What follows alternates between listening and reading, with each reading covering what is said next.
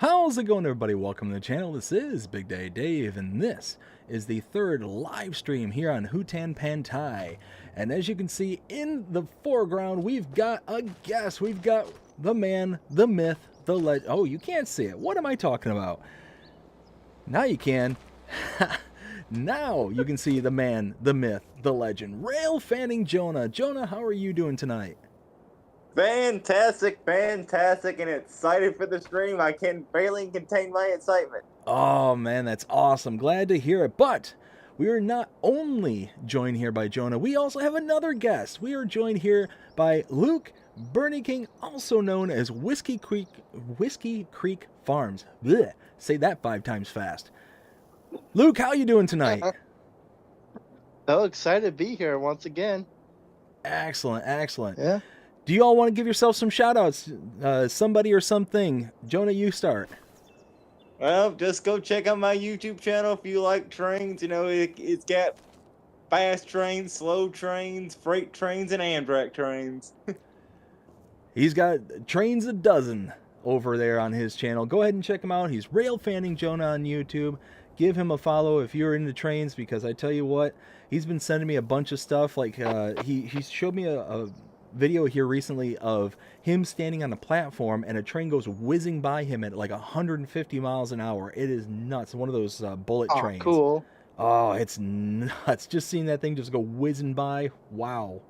I can only imagine just the pressure that goes past. What was that, Jonah? Yeah, don't blink or you miss it. Isn't that the truth? And what about you, Luke? Do you have anybody or anything you want to give a shout out to? Once again, Giant Software for making this incredible game. Oh, 100%. 100%. This is a fantastic game. We finally got our hands on it. This is, what, almost week 2 that we've had this game in our hands. And it's got its little flaws. It's little things here and there. But at the end of the day, it's still an amazing, amazing game. It's still a new game. It's going to undergo further testing. Oh, Luke, what were you saying? It's the new game. It needs to undergo further testing still. Oh, yeah, and that's it. It's just going to take a little bit of time, but once they clean it up, it's going to be polished, and I'm on board. I can't wait. And what were you saying, Jonah? Yeah. I said it's a new game. Of course, it's got a few bugs that need to be tweaked out, but hey, that's part of developing a game. You go have bugs every now and then. That's it exactly. Hey, Jonah, can you mute the microphone that's coming from your Xbox or from your console, whatever you're playing on? Let's see. I guess does it sound like a radio feed? It did. All right. Yeah, give me 1 second. Oh, beauty. Let's see. So while he's working on that, let's go ahead and read through the chat and see what we've missed so far. We've got Jonah. Jonah, I tell you what, it feels so much better now that you are the first one again messaging the board. I'll be honest with you, the past couple of streams, it's kind of felt a little wrong. Like something just kind of went off on the wrong foot. I don't know what it is, but it's not that familiarness that comes along with a stream that starts out with Jonah with a comment. So, Jonah says, what a great way to kick off the week. And then, of course, I had to comment to that saying, got to start off the week strong. So, yes, that's a good way to start out the week. We got Jody. How's it going, Jody? Hope you're having a fantastic day so far. Says hi. Let's see. And Pippa, how you doing? Hope you're having a fantastic day so far. Says hi, everyone. How is everyone today? I'm doing fantastic and sound like the boys here are doing just as well. Let's see. We got Ken. How you doing? Hope you're having a fantastic day so far. Says, what up, people? And we go. Yes, we are going. And Pippa says hi to Jonah. Let's see. And Hi, Pippa. How's it going? That is everything so far, so let's get to work. Jonah, do you want to work on contracts while I work on stuff around here on the farm?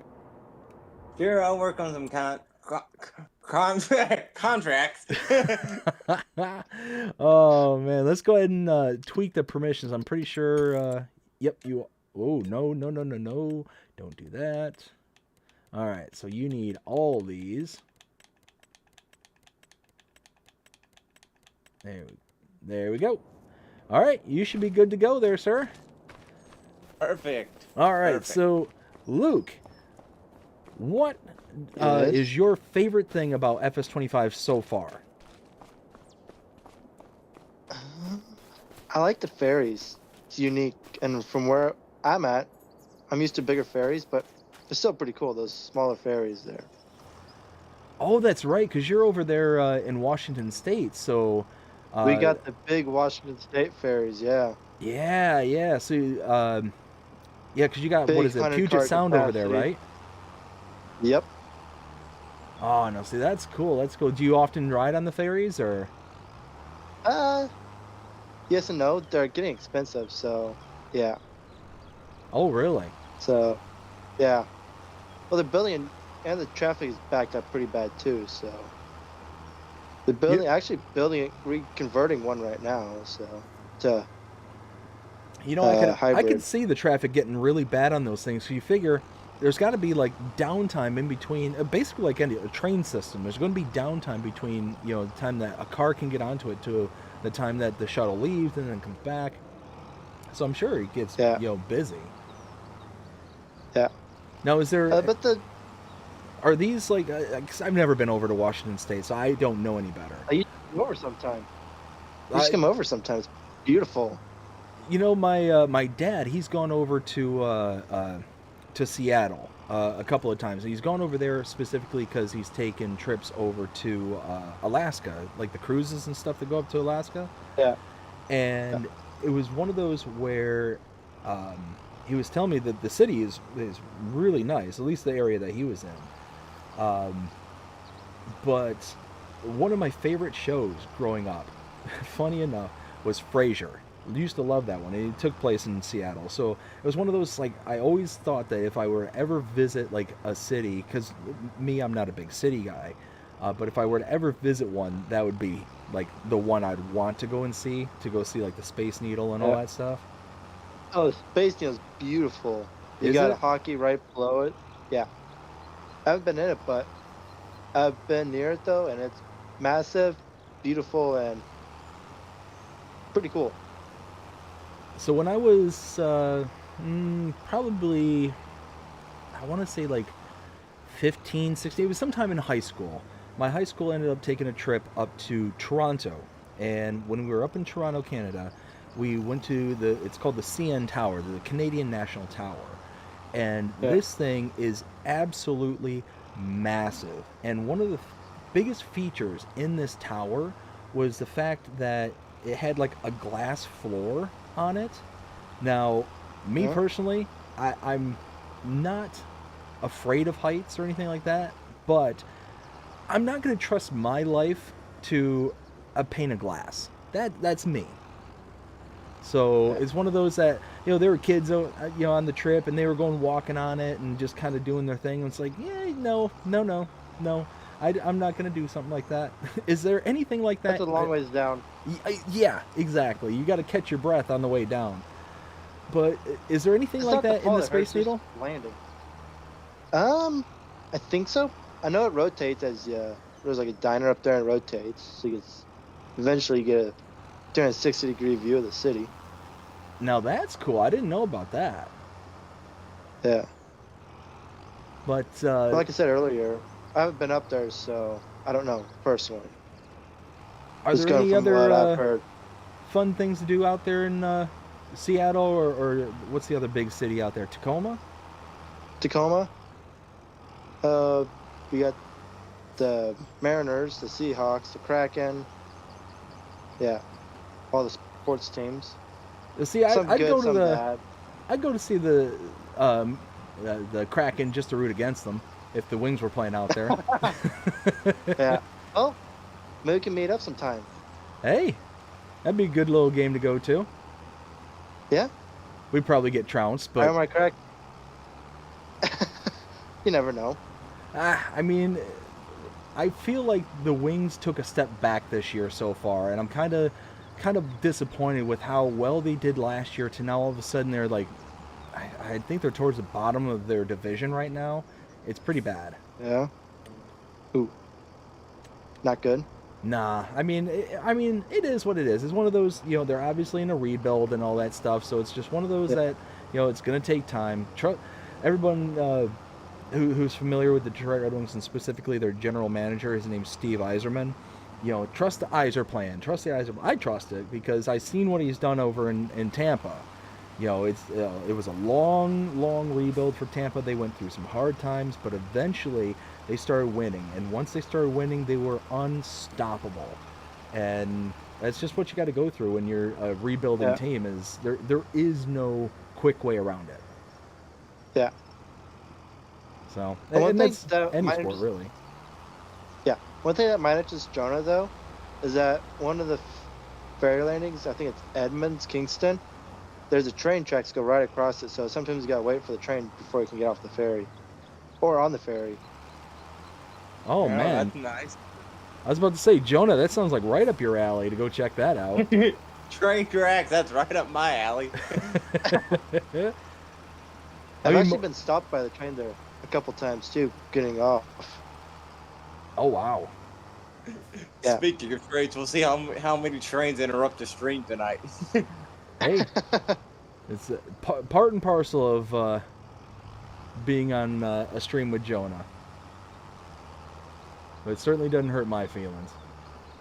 Nope, not mine either, because I got, I don't know how many dollars worth of trains I have. Well, it's funny because before I met and was really talking with Jonah, I really didn't think too much about trains. Like, it was not really anything that was ever, like, I don't know, like, not a priority, that's probably the wrong word, but ever something I really thought about, per se. Like, I had a very big appreciation for, like, older trains, like the old steam engines and stuff like that, but not really, like, too much in the ways of, like, the modern kind of thing. Like, I always knew, like, they're extremely important, for shipping, goods across the country and all that stuff.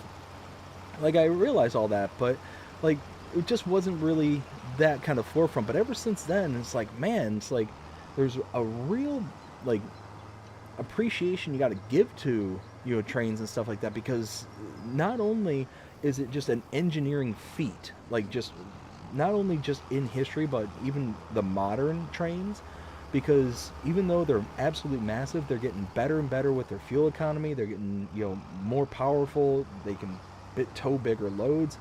And Jonah has been telling me about all sorts of different stuff about how, there was one train in particular, I think you were telling me it had, 4 engines or something like that? It was absolutely a massive setup that they had. Yeah, you're actually going to stand by because we got the train coming and I can't hear anything when they go by. Oh, no.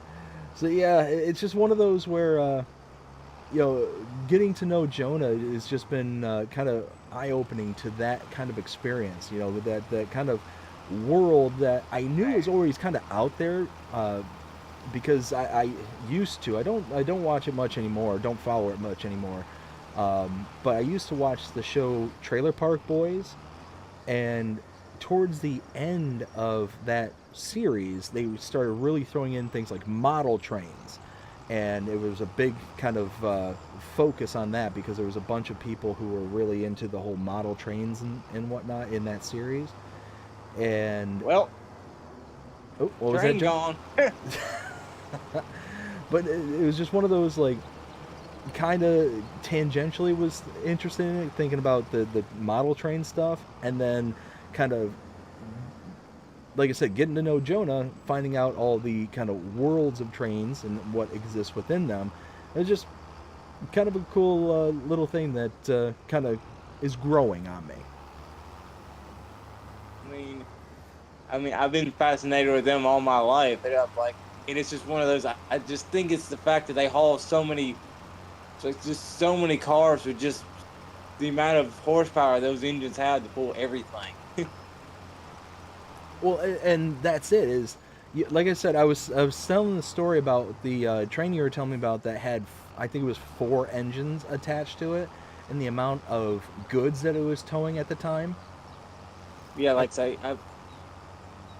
seen, biggest train I've seen through here was 4 engines, and it had like 230 cars of coal all going to South Carolina.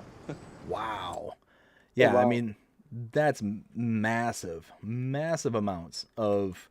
I mean, not just A lot of product. I material mean, being hauled. yeah, oh yeah, lots of material being hauled, but you figure that's the amount of weight and the amount of power it's going to take. One of those engines To get that, has a ton of output and power. But I mean, to hook up four of them and all of them working at the same time to haul that amount of stuff is just intense. And what's even cooler, like say, they all don't have to be hooked together. They had two up front and two in the middle, and the engineer can still control them from the one engine up front. Oh wow! So they actually got them to where they're like daisy chained together. Yeah, like say, like they call it like say when they have two in the middle, it's called DPU. So like they have engines in the middle. Okay, well that's cool. Yeah, see, none of this stuff I would have known if it wasn't for Jonah. So that's Jonah is a wealth of information when it comes to trains. So if you're even remotely interested, go check out his channel. Like I said earlier, and pop him a question in the comments because I'm sure he'll be able to answer just about any question you got in regards Yeah. to trains. I'm like Will, but like with trains. So instead of the FS Encyclopedia, we got to call you the Train Encyclopedia. Exactly. Oh, and I see that you got a bailing contract. I just realized that there's the little thing up in the top right-hand corner. It says bailing, field 24. I'm I guess I having a ought to be paying bailerific attention. day. So, Luke, you said what was your favorite thing about this game?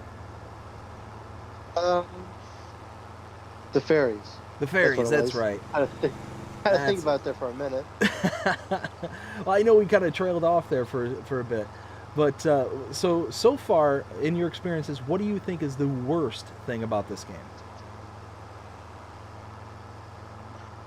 Just a minute. Okay, well, we'll Is wait. there a worse thing in this game? I don't think there is. This is perfect to me. Well, while we wait for Luke, Jonah, what I'm is back. oh, you're back? Okay, what's your Yeah. least favorite thing in the game so far? It keeps crashing. Keeps crashing. Now, I've heard people complain about that. So I've heard It that hasn't from. for me. I'm yet, sorry? but I've heard it hasn't happened for me yet. But then right now I'm playing 22 right now, while I wait for an update to come out. So yeah, Okay. there's one YouTuber that I follow that it keeps crashing on his stream, which is annoying, at least for him, anyways. Oh, for sure. That I'd be severely upset if I was sitting there trying to play and all of a sudden, just down. Oh yeah, I'd be Yeah. massively upset. Yeah. But hopefully, because I've heard that Giants is working on a, oops, don't want to buy that. I'm gonna lease it. I've heard they're working on an update, so hopefully that means before too much longer we're going to actually get some kind of update and get some kind of, more stable kind of playing experience for everybody. Now, I Yeah. haven't personally experienced anything like that, but from what I understand, it's been a lot of PlayStation players. Ooh, Lime Station's over that way. Yes, we're going to the animal dealer. All right, so most favorite is the ferries, least favorite is the stability and crashes. So Jonah, Yeah. what is your most favorite thing about Farming Simulator 25 so far?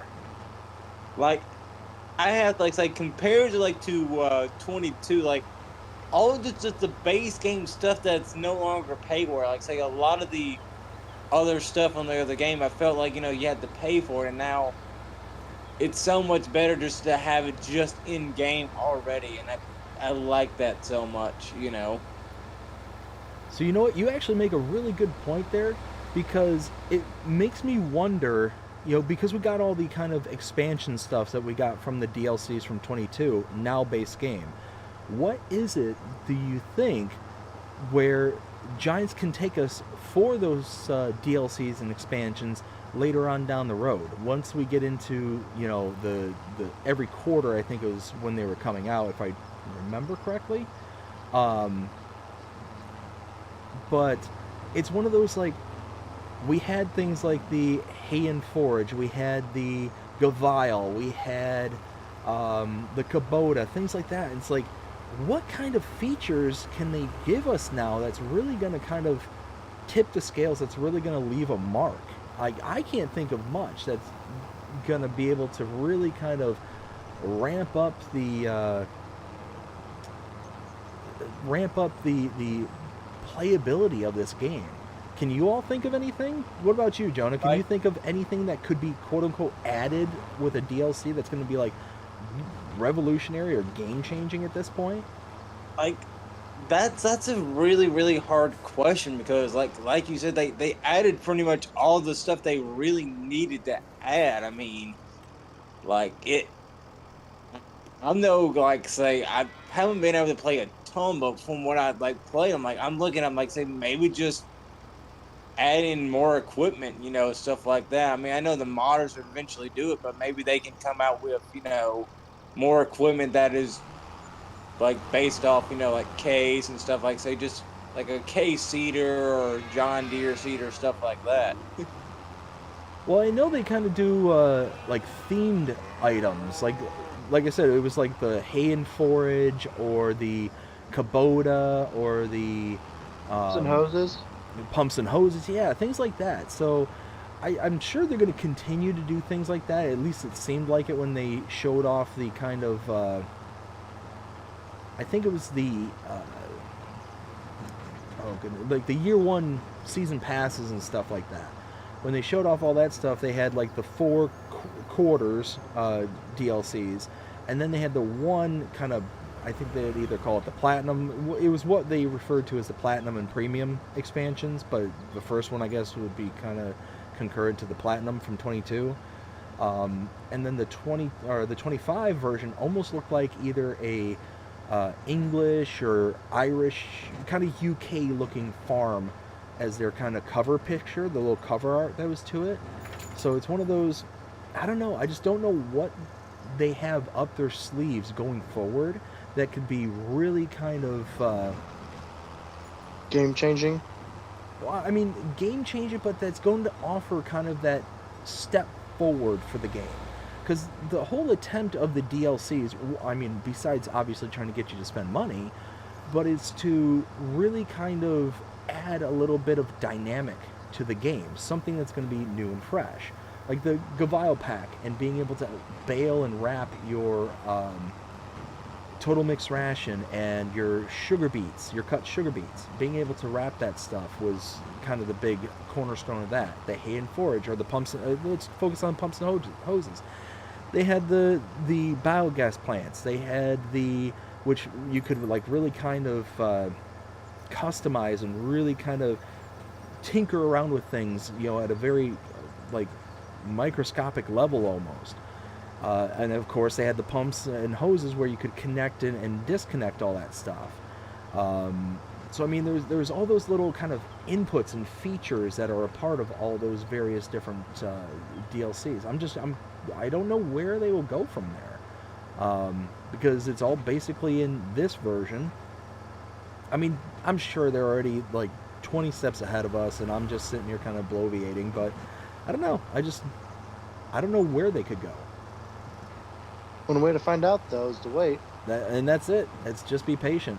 But what about you, Luke? Do you have any thoughts or ideas as to where they could go to kind of take this game to the next level? I have no idea right off, because there's so many different ways you could go. Like, one thing I have noticed, a little bit I have played it, there's no JCB equipment. Really? I don't There's even like- think I noticed yeah. that. I have like 9 to 10 different JCB of the same tractors. They're nice because they go like 45 miles an hour, so that's Oh, mostly yeah. what I have is yeah. Yeah, the JCBs are nice. Like, that's kind of the Yeah. reason why I lean towards Fendt, and specifically like the large tractor Fendt. I think it's like the 1000 series, because you can go Yeah. like 40 miles an hour in those things. They're massive. They have a Yeah. huge power range, and they go really, really fast. Uh-oh. Uh-oh, There we go. uh-oh. Yeah, I'm loading logs right now, and it's not working very. I'm getting a little tipsy. Let's say that. Uh-oh. Now you see I was going. Uh-oh.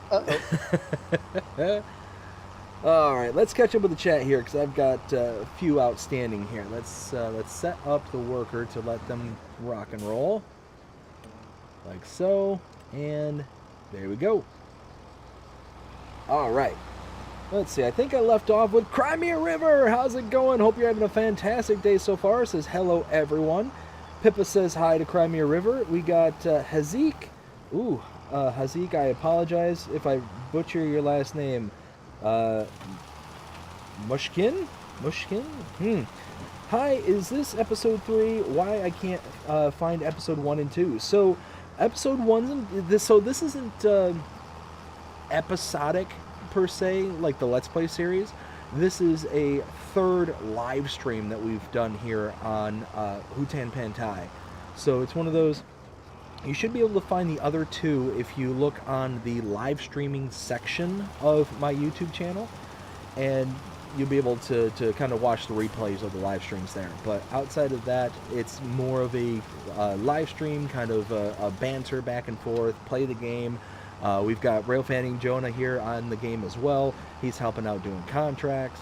And we've got Luke Bernie King, also known as Whiskey Creek Farms. Again, say that 5 times fast.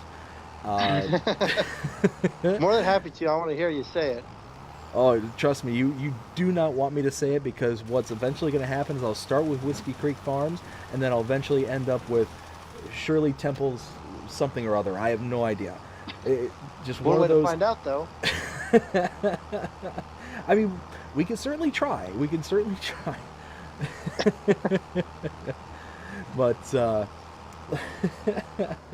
so yeah, Hazik, that's how you'll find the first and second quote-unquote episodes of the live stream series. Let's see. Crimea River says hello to Pippa.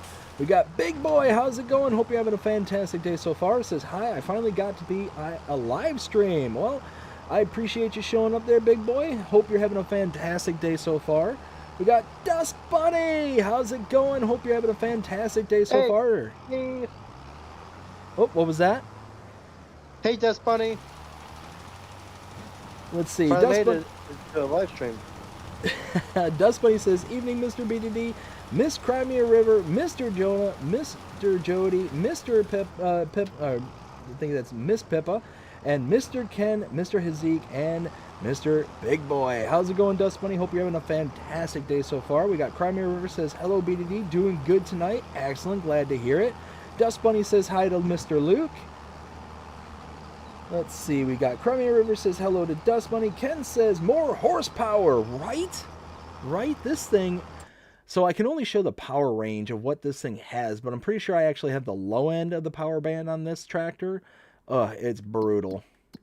I always put, whenever I'm building a tractor, I always do the highest power I can get.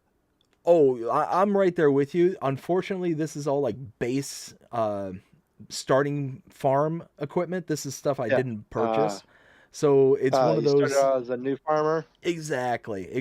So just because this is a whole new series, a whole new kind of game and all that stuff, I just want to kind of ease into this one slowly, trying to understand all the different dynamics at play, especially when it comes to the rice, because we got the 3 rice fields in the back. So I just wanted to kind of make sure that everything was like, wasn't going to be like overwhelmingly complicated for me. So, but this one here, the Agco White that I'm using, has a power range of 160 to 225. So it's not a bad power range for this particular tractor, but it's one of those where I'm pretty sure I'm at the 160 mark, and towing behind, 9,000 liters of lime is certainly not the easiest thing for this thing to handle. Probably not. Let's see. We got Daniel. How's it going? Hope you're having a fantastic day so far with the wave. We got Ken says, what up, Dust Bunny?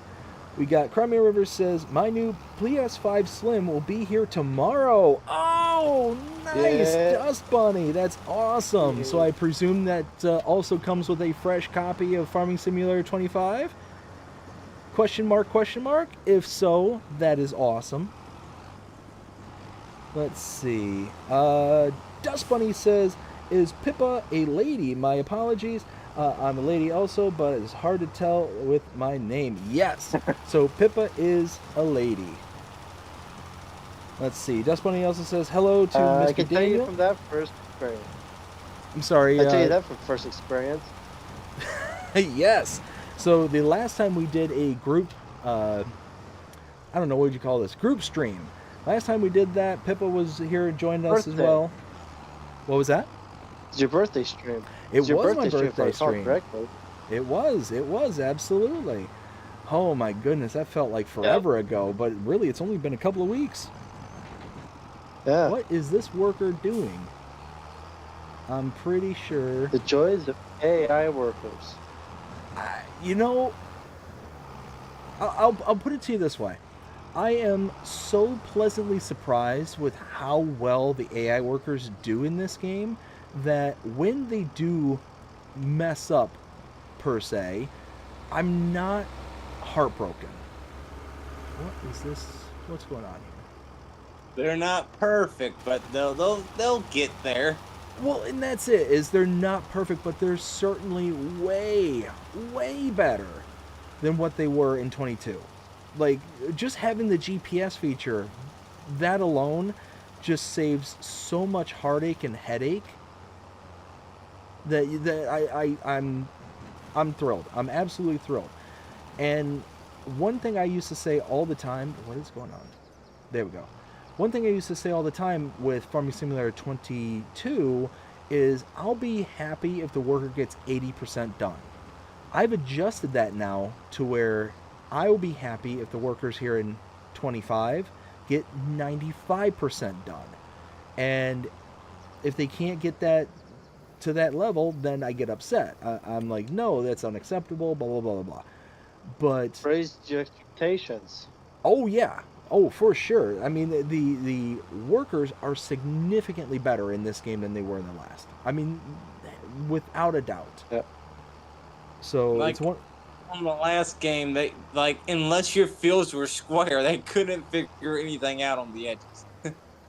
And that's it. That's it exactly. If it wasn't square, then they were just basically hopeless at that point. And you know, heaven forbid that you had something like a root contract of some kind, a potato contract, especially with one of those massive bits of equipment.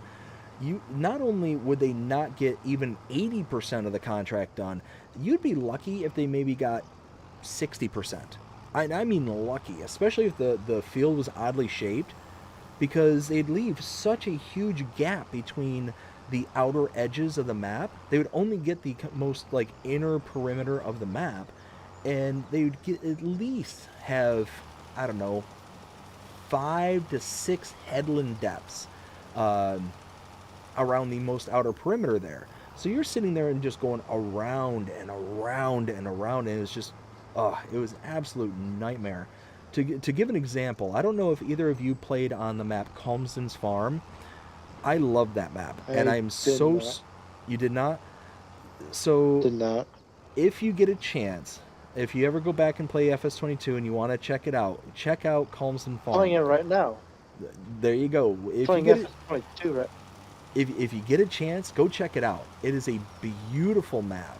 The main starting farm is broken up basically into 2 sections, and you've got a sleep trigger that's kind of separate from the farm itself. But it's kind of a UK style map. It's based on a real life farm somewhere in the UK. And the first portion of the farm, it's absolutely massive fields, which is, I don't know, almost wild to me, because the majority of UK style maps that we get are very small fields. They're very kind of closed in, hemmed in kind of farms and whatnot. This one, the farm yards are kind of sort of hemmed in, but it's not to such a degree to where it's kind of overwhelming. You don't have to be like super precise on your uh, driving skills inside the farm itself or anything like that. It's got some forgiveness, I guess is what the words I'm looking for. And it's just a gorgeous map, absolutely gorgeous map. And the fields on there are not regular. They're not like squared off or anything like that. And I remember on one of the biggest fields on that map, I had a sugar beet harvesting. And I just let the worker go. I just let them do their thing, and I regretted letting them do that.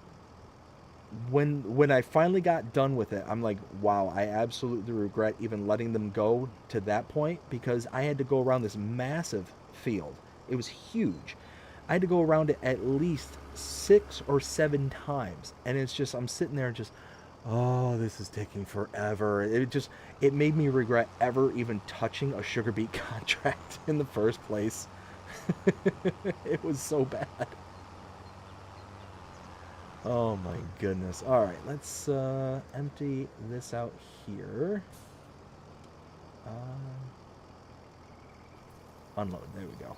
Bam, bam, bam. All right.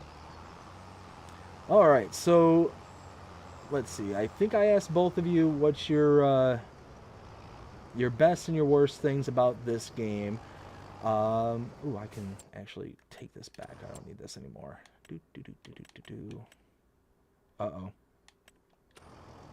Jonah. Yes. You're doing a fertilizing contract right now, aren't you?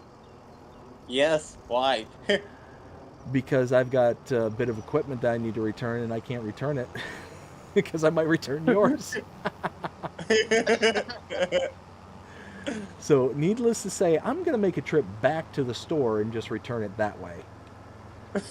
Okay. Now, yeah, don't take away my fertilizer spreader. I don't want it to disappear mid-contract. I have to go get a new one. Oh, come on. I could just drop you off this one. I just, waste all the money you spent on the fertilizer. I mean, yeah, but then I have to go dump the lime out of that one, put fertilizer in that one. Well, I'm already one step ahead of you. I already got the lime. I got the lime out. So all we'd have to do is buy more fertilizer. I have to buy more fertilizer then. Defeat the whole purpose. Oh my goodness. So let's see. Let me think. So at the farm there, everything should be done with those fields. It's just now planting time. All I can plant is canola. I can't plant rice. Nope, that's in April. Yeah, that's in April. Poplar, grass, oilseed radish. So I should do oilseed radish. But I don't know. I don't need an extra fertilizer state. Oh my goodness. Whee! Going for a ride? Almost. I had a car cut me off. I hate when that happens. So, I've run into so many funny situations when it comes to FS25 and the kind of AI drivers on this map, because now, or on any map really, because now you have the drivers that can overtake you, you have the drivers that will like try to quote-unquote intelligently pass and whatnot, and I can't tell you the number of times I'll be driving... Get stuck behind another car. Well, they get stuck behind another car. I've been passed by a car, but there's oncoming traffic as well, so they end up like almost getting into head-on collisions with themselves. And it's just one of those like, I don't know why, but I find it absolutely hilarious when I see that happen. Let's return that. I don't need that anymore. So, hey, I can finally bring my subsoiler back to the farm. That's awesome. Wait a minute. There's a round baler here. That was me. Is that a contract, or is that... I forgot to return that after the contract. I can return that in a second. We have to. Oh, did you lease it separate from the contract? Yeah. Gotcha. Okay, gotcha. All right, well, we'll leave it there for right now. You never know when another building contract could come up. That's it. All right, so I Which think we is my started. favorite thing to do in the game is bail. Like I don't know why, it's just so satisfying watching the bail come out. Oh yeah, yeah, for 100%. It's one of those where you get to kind of watch, the product leave, and then eventually, boom, this big old honking bale just comes spitting out of this machine. It's just, so satisfying. This farmer needs to get the weed controller in his field. I saw that. Yeah, that's a bit ridiculous. But the cool thing is that at least it seems like the contracts are far more intelligent in this game than it was in 22. Because I can't tell you, playing on 1 day months, it'd be so common that I would have all these fields that were around the map that just looked like they were just overgrown with weeds. Like pretty much every single field was just nothing but weeds. But so far, I mean, I haven't gotten too far in any one of my maps or Let's Plays. But I mean, so far, because of all the various contracts that you get and the kind of high volume of contracts that you can get, it really does seem like so far you're going to be able to kind of avoid that. We'll see. I'm maybe speaking out of turn, but I don't know. It just seems like with the volume of contracts I've gotten up until this point, it should be something we should be able to avoid. That's what I'm hoping, at least. Who knows? Wishful thinking, maybe. Let's see. Let's drop this here. And we're going to plant some oilseed radish if I need to. This way. I do in both my main fields. But I have no seeds. Do I not have seeds? I thought I had seeds around somewhere. I guess not. Hey, I fail. He tried to overtake me and hit almost head-on collision. Oh no. So I think I started asking Luke what's a feature. Oh my goodness, I just jackknifed into a power pole. My tractor is about 3 meters wide, but the planter, the seeder, one of those tools that name is elusive right now, seeder, there we go, is significantly wider than that. So needless to say, I kind of wrapped it around a pole. I've done that a few times before. Just one of those, you gotta love it. So at this point, let's get the worker. Nope, I don't want that. I want a worker. Create a job. Set destination.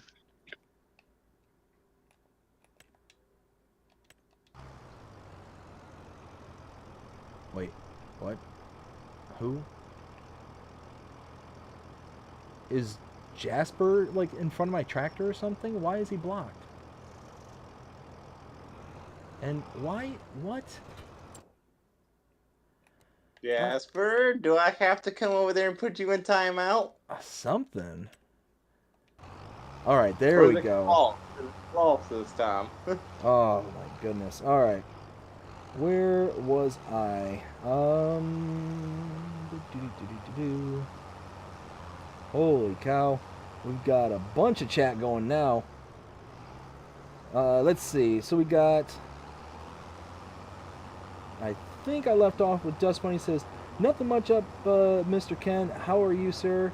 Daniel says, hi. Dust Bunny says, I'm so glad you're back, Miss Crimea River. I missed you. Crimea River says, I know it. Dust Bunny says, LOL, Mr. BDD, you just called Miss Crimea River Dust Bunny. Oh my goodness. I apologize. I'm just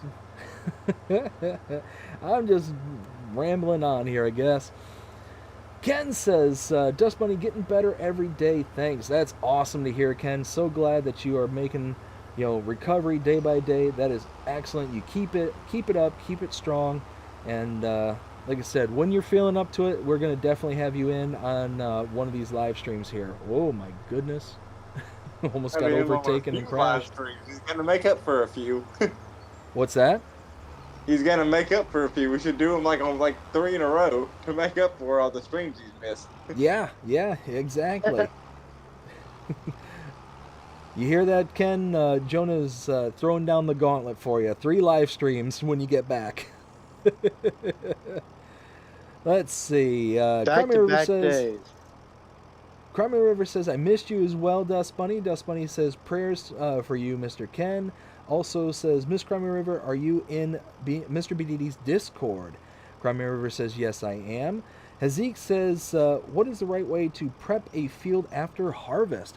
So first thing you want to do after a harvest is make sure that you mulch the field. So one of the things that you want to do is come into this screen here, into your buy menu, and you want to look for, under soil cultivations, mulchers. And you want to use one of these, depending on the amount of power and stuff that you have, obviously, at your disposal, to be able to kind of chop down all the tall bits of stalks that are left over afterwards. And it's just going to be, a little bit of extra yield that you get from it. It's not much, but that is the next step. After that, you want to start tilling up the land in one way, shape, or form, whether it's plowing or it's cultivating. If you're playing with the plowed state on, then you want to pay attention to your map as to whether or not it needs plowing or not. Let's see.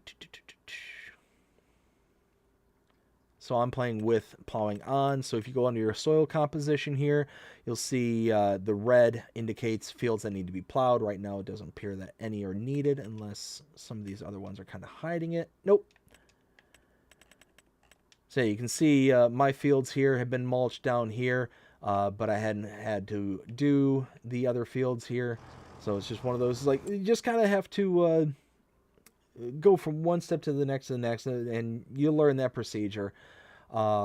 If you want, I hate doing this, but on my channel, I have a how-to video for the maximum field yields here for Farming Simulator 25. If you want to go check that out, that'll give you like the full breakdown of what you can do for your farm.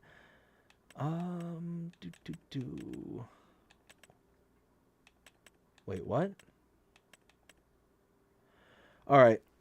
So Jonah and Luke, let me know if this makes any sense to you two. I'm in the buy menu and I'm specifically looking at seeds. You have a pallet of seeds, a bag of seeds, and one of the the bag of seeds and the big bag of seeds. And each one of them are $1,260. The bag of seeds is 1,000 liters. The big bag of seeds is 1,000 liters. The pallet is 1,050 liters. But again, all of them are the same exact price, $1,260. Does that make any sense to you all? I mean, maybe the pallet, gives you a little extra stuff for it being convenient to lift. I don't know. I mean, I'm going to get the pallet because it's an extra 50 liters for the same exact price. But I get the one with the most. I get the one with the most value. Oh yeah, money. Exactly. That's why I'm going to get that one. Is I get 50 extra liters for the same exact price. Who would turn down an extra 50 liters, right? Well, that's it. I could either buy a bag, I could buy a big bag, or I can buy the pallet. They're all the same price, and one has 50 extra liters. I'm going to buy the one with 50 extra liters. Let's see. So that's what I would do. I can't wait for map creators to come out with maps for this game. This could be so cool seeing what they do. Yeah, so the reason I was talking about Calmston Farm earlier is because I saw the map maker. I think it was Oxygen David. Don't quote me on the map maker, but I'm pretty sure that's who it is. They said that Calmston Farm is going to be making a return here for FS25, and I about lost it. I was so pumped when I saw that because Calmston Farm is one of the original maps that we got as a mod map for Farming Simulator 22. It was one of the first ones we got, and it was one of the, well, obviously, because it was one of the first, it was the oldest. And it just, to me, held the test of time. I absolutely loved Calmston Farm because of just the kind of general layout and the hidden treasures that were on that map. So, let me think. In your immediate starting farm, so if you did a new farmer mode, you had several fields at your disposal. They were very large fields, but one of the areas they had at your disposal was this kind of woodlands area. Well, at least it looked like a woodlands area. The reason I say it looked like a woodland area is because on the map it was all woods.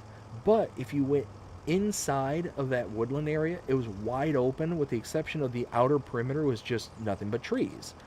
So if you got inside, you had this giant grass field that you could then mow and take care of and do everything you wanted with it. It was a pretty decent sized field all in its own rights. So it was just one of those kind of little hidden gems, and it was one of the first times I remember really kind of going after the whole creating my own kind of thing, something that was new and unique to me kind of thing. So it was because it was very early on in FS22 and I was really kind of late to the game in FS19, so I really didn't have a whole lot of time to really kind of expand out in FS19 to do my own thing. It was more just kind of taking control of whatever was available already for new farmer modes. So that was the first time I really got into the create something myself and really get into it. And what I really loved about Calmston's Farm is the animal pens.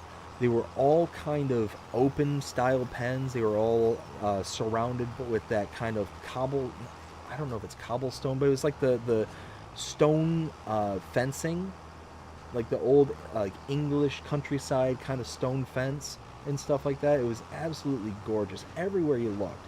And it had a big sheep pasture, pig pasture. It was the first time I ever saw a map where the pigs were in a pasture out in the open kind of thing, not in a pigsty or something like that on other maps. And then had a little chicken pasture, a horse pasture. The only negative I can say about that map is that the horse pasture was the only item on that map that wasn't custom. Everything else was custom made, and that was literally the only bad thing I can say about that map, is because it was the stock standard was it Howman, however you pronounce it, building that we were used to seeing from base game kind of thing, and then it basically opened up into the pasture itself. So it was just one of those, anytime you go and see the horse pasture, it was just the one thing that would kind of reminded you, oh, hey, this is a part of Farming Simulator 22, if that makes sense. Let's see. Going back to the chat, we got Benji! How's it going, Benji? Hope you're having a fantastic day so far. Says, good evening, everyone. Daniel says, it is 5:04 a.m. Daniel, holy smokes. Well, thank you so much for stopping by this morning. It is, I mean, that takes some dedication right there to be up at 5 o'clock in the morning to come check out a live stream. I appreciate it. That's every morning for me. That's when my alarm goes off, is at 5 o'clock. Yes, but you're not up at 5:04 in the morning to come check out my live stream. True. I'm still in bed. I'm still asleep at that time. My alarm doesn't go off at 7:15. Yes. No. So I will say that I am extremely lucky in the kind of situation that I'm in, because I work from home. I've got the 2 kids and all that stuff, but I don't have to go in to fight traffic or anything like that. So I just walk from my bedroom to my office to get to work, and it's one of those where I'm able to wake up 10 minutes before before I have to sign into work. So that's one. Nice. Yeah, it's one of the things that I really very much appreciate, especially doing YouTube and stuff like that nowadays. I mean, here's the thing: is if I had a regular job where I had to go in to commute and all that stuff, well, I mean, with this same job, I used to commute. I used to have to go, about an hour just drive, which, I mean, in Florida traffic, I mean, an hour driving around here is about 20 miles. You know, that's just how bad the traffic is around here. Yeah, dear. Oh, it's nuts. I can't stand it. Cannot stand driving around here. But I mean, so we would I would leave my house at like 6 in the morning, and towards the end I would actually pick people up from the office so that they didn't have to drive themselves. And it was because I was the furthest one, you know, from the office driving in. So like, hey, if we kick you, you know, X amount of money per week, will you come pick us up, kind of thing. So I was actually making a pretty decent amount of money from them to come pick them up. So it certainly didn't hurt my feelings. That's nice. But No, not at but all. but it was one of those, like, it would take an hour to get to work, and it was because of fighting all the traffic.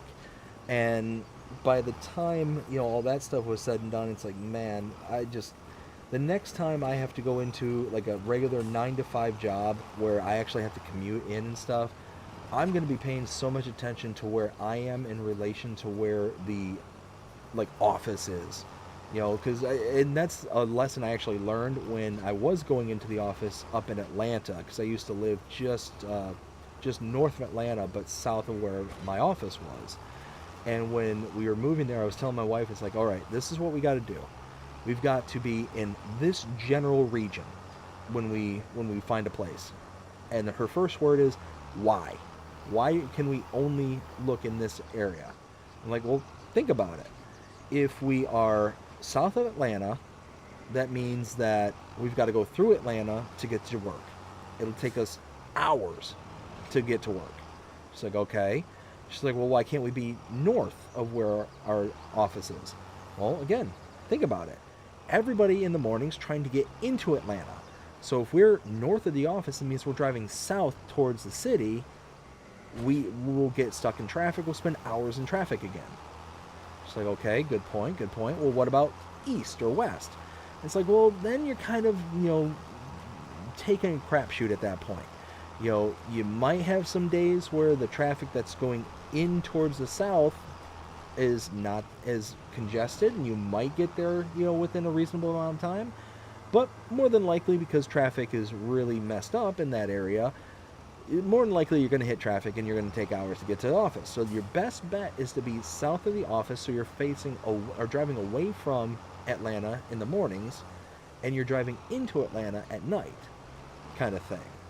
She's like, okay, we'll find something, you know, in that general region. And the first day that we drove into the office together, nothing but bumper to bumper traffic for miles going south towards Atlanta, and just smooth sailing going north away from it. And she's like, you did a good job there, babe.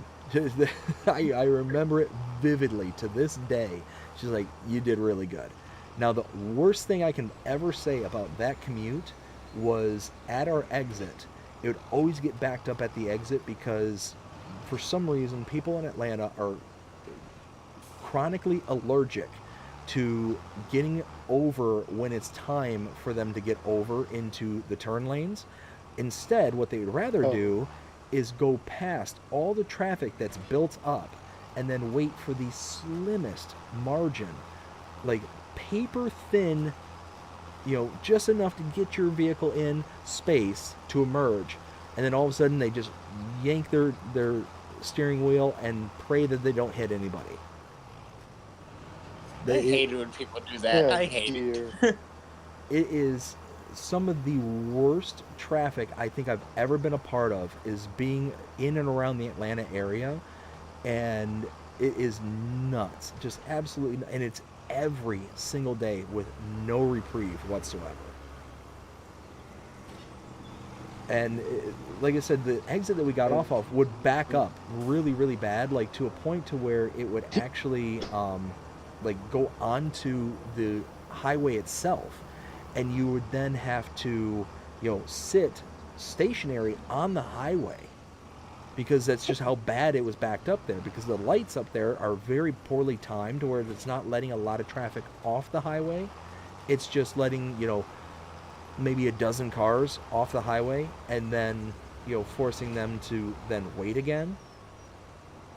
So, like, it's nuts. It's nuts in that area. And like I said, ever since then, it's just, nope. They offer me a remote position. I'm like, yes. I will take it and I will be happy with Yes, it. please. But, oh my. Let's see. So, I think I left off with Benji. No, Daniel saying it was 504. We got Ken says, I can tell you that the AI workers knock down more signs than BDD. Yes. Yes, they do. So, they are going to be sent the bills from now on. Let's see. Ken Not says, you, oh, what was that? but not you. They're going to be sent to Frank and Jim and whatever their names are. Yes. Yeah, we got The AI workers. let's see. Let's look up some of their names.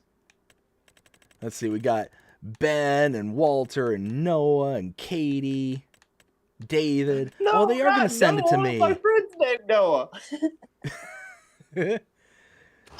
They might send it to me by accident because there's a AI owner named David. Uh-oh. Let's see. Ken Somebody says, named Whiskey Benji, on what there, up? is there? I'm sorry, what was that? There's nobody named Whiskey on there, is there? No, So I'm no, good then, right? no, you're good. No whiskeys on there. Not yet, at least. That might be their drink of Just choice, but checking. that might not be on their naming convention. Let's see. Dust Bunny says, Mr. Charles, hello, sir. We got Benji says, hey, Ken, and says hello to Miss Dust Bunny. Dust Bunny says, Miss Crimea River, I have sent you a DM via Discord. Crimea River says, okay, I will read it later. Miss Dust Bunny. Dust Bunny says, no hurries. Dust Bunny also says, I might be a bit difficult to fertilize if Mr. Jonas Spreader just up and disappeared out from under him. Yeah, I mean, it could be. You never know. He might figure out something. But it's okay. We got Gaming Ace. How's it going, Gaming Ace? Hope you're having a fantastic day so far. It says, hey man, I'm on Evergreen Valley and I'm trying to figure out where I can sell my cotton. Can you help on FS22? Well, I can't help at the moment, but afterwards I will do my best to check it out. If you want, send me a message either on any of the social medias or leave a comment on like the Evergreen Evergreen Valley map tour that I've done, and I'll be sure to follow back up with you. We got a train coming, folks. Oh, I heard it. Dust Bunny says, the AI driver that runs stop signs and T-bones you a lot, T-bone you are a lot of fun. Not. This is true. Evening, Mr. Gaming Ace. We got Crimea River says, you are so right, Miss Dust Bunny. Dust Bunny says, Mr. Gaming Ace, does cotton not show up on the price list with the sell points? Miss Crimea River, what state are you in? I'm in Central Arkansas. Crimea River says South Carolina. Dust Bunny says, Mr. BDD, how is your family doing? How is your dad and his pups? Family is doing fantastic. We actually just put the eldest one down to bed about an hour and a half ago. That's why I'm here on stream. And the younger one is actually looks like she's actually laying down next to my wife. Normally she's sleeping on top of her at this point in time. And the missus is just chugging away on her phone and watching some TV. I'm guessing some Big Bang Theory is my guess. But yeah, we're all doing fantastic. Thank you for asking. And the old man, my dad, he is doing fantastic. And the pups are doing wonderful as well. I cannot pitch my camera down because it's actually on a little mounted bracket. But I'd show you my pups. And right now, of course, the big hound dog that we have, for some reason, just behind me here. Let's go on the full camera here. Just behind me here is a real nice dog bed. Spent a lot of money on it, lots of money. It was actually originally for my dad's dog, his Saint Bernard. Everybody knows Saint Bernard's a big dog. Anybody who's familiar with the movie Beethoven from back in the 90s knows exactly what I'm talking about. It's huge. It was a huge bed, very expensive, and like made specifically for him and the large dog. I go on about this because my hound dog, who is right here at my feet, she wants to get into my other dog's bed. My other dog is a little Jack Russell Terrier. He's laying right here next to me on the couch. Now, the bed is made for him. It's his size. She is curled up as tight as she possibly can be and just laying on that bed. That's her bed of choice. It's not the big bed that she can stretch out in. It's nothing like, nope. She wants to be all curled up, all nice and tight, and just doing her own thing where she sits. I don't get it. I never understood it. She is a very, very goofy dog, but love her nonetheless. Reminds me of my cats. Yeah, do they do stuff like that all the time? Oh, we bought them a cat tree just for them to play in the box that came in more. So what you're saying is they're like small children. Yes, I'm like, we bought you this big fancy tree. You're more happy with the box than the tree itself. Luke, do you have any pets? Oh, Luke, you still there?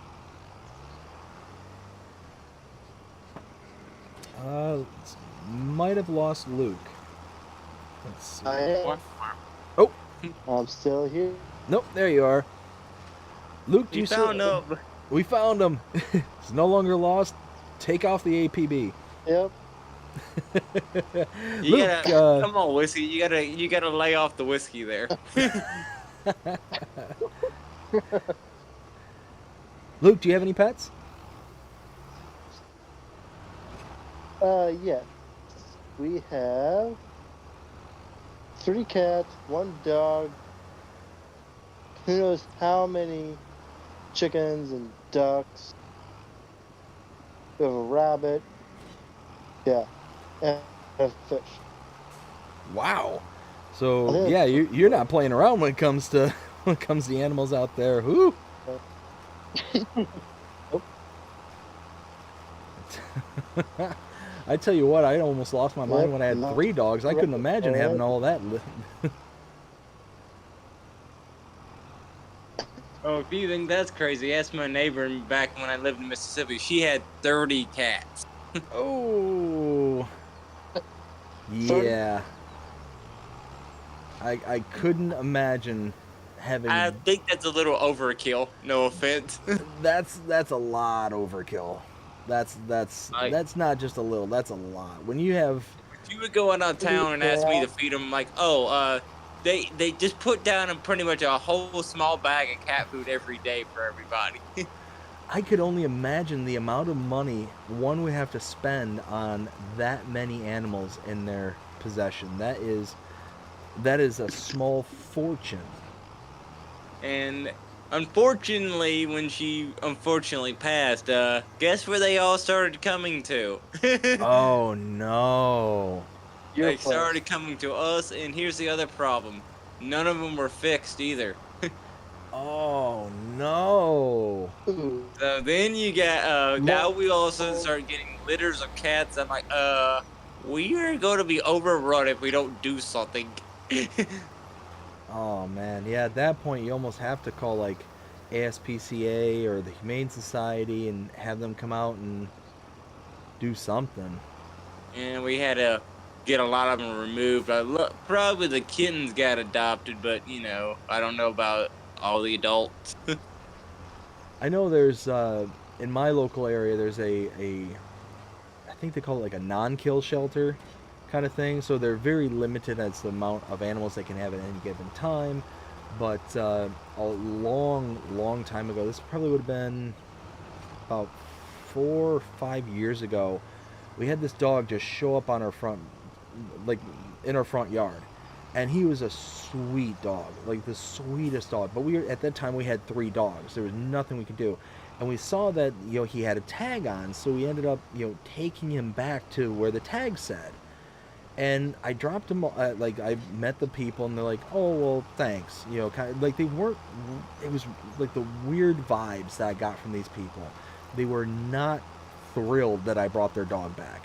Like if I had lost my dog, any of my dogs, I would be scouring the neighborhood. I'd be panic ridden, and if somebody came and brought my dogs back to me, I'd be so over the moon with joy and thankful that I mean I'd want to offer them a reward. I'd like my dogs are like one tier down from my kids. Like that's for the longest time that's basically what they were, before I had kids.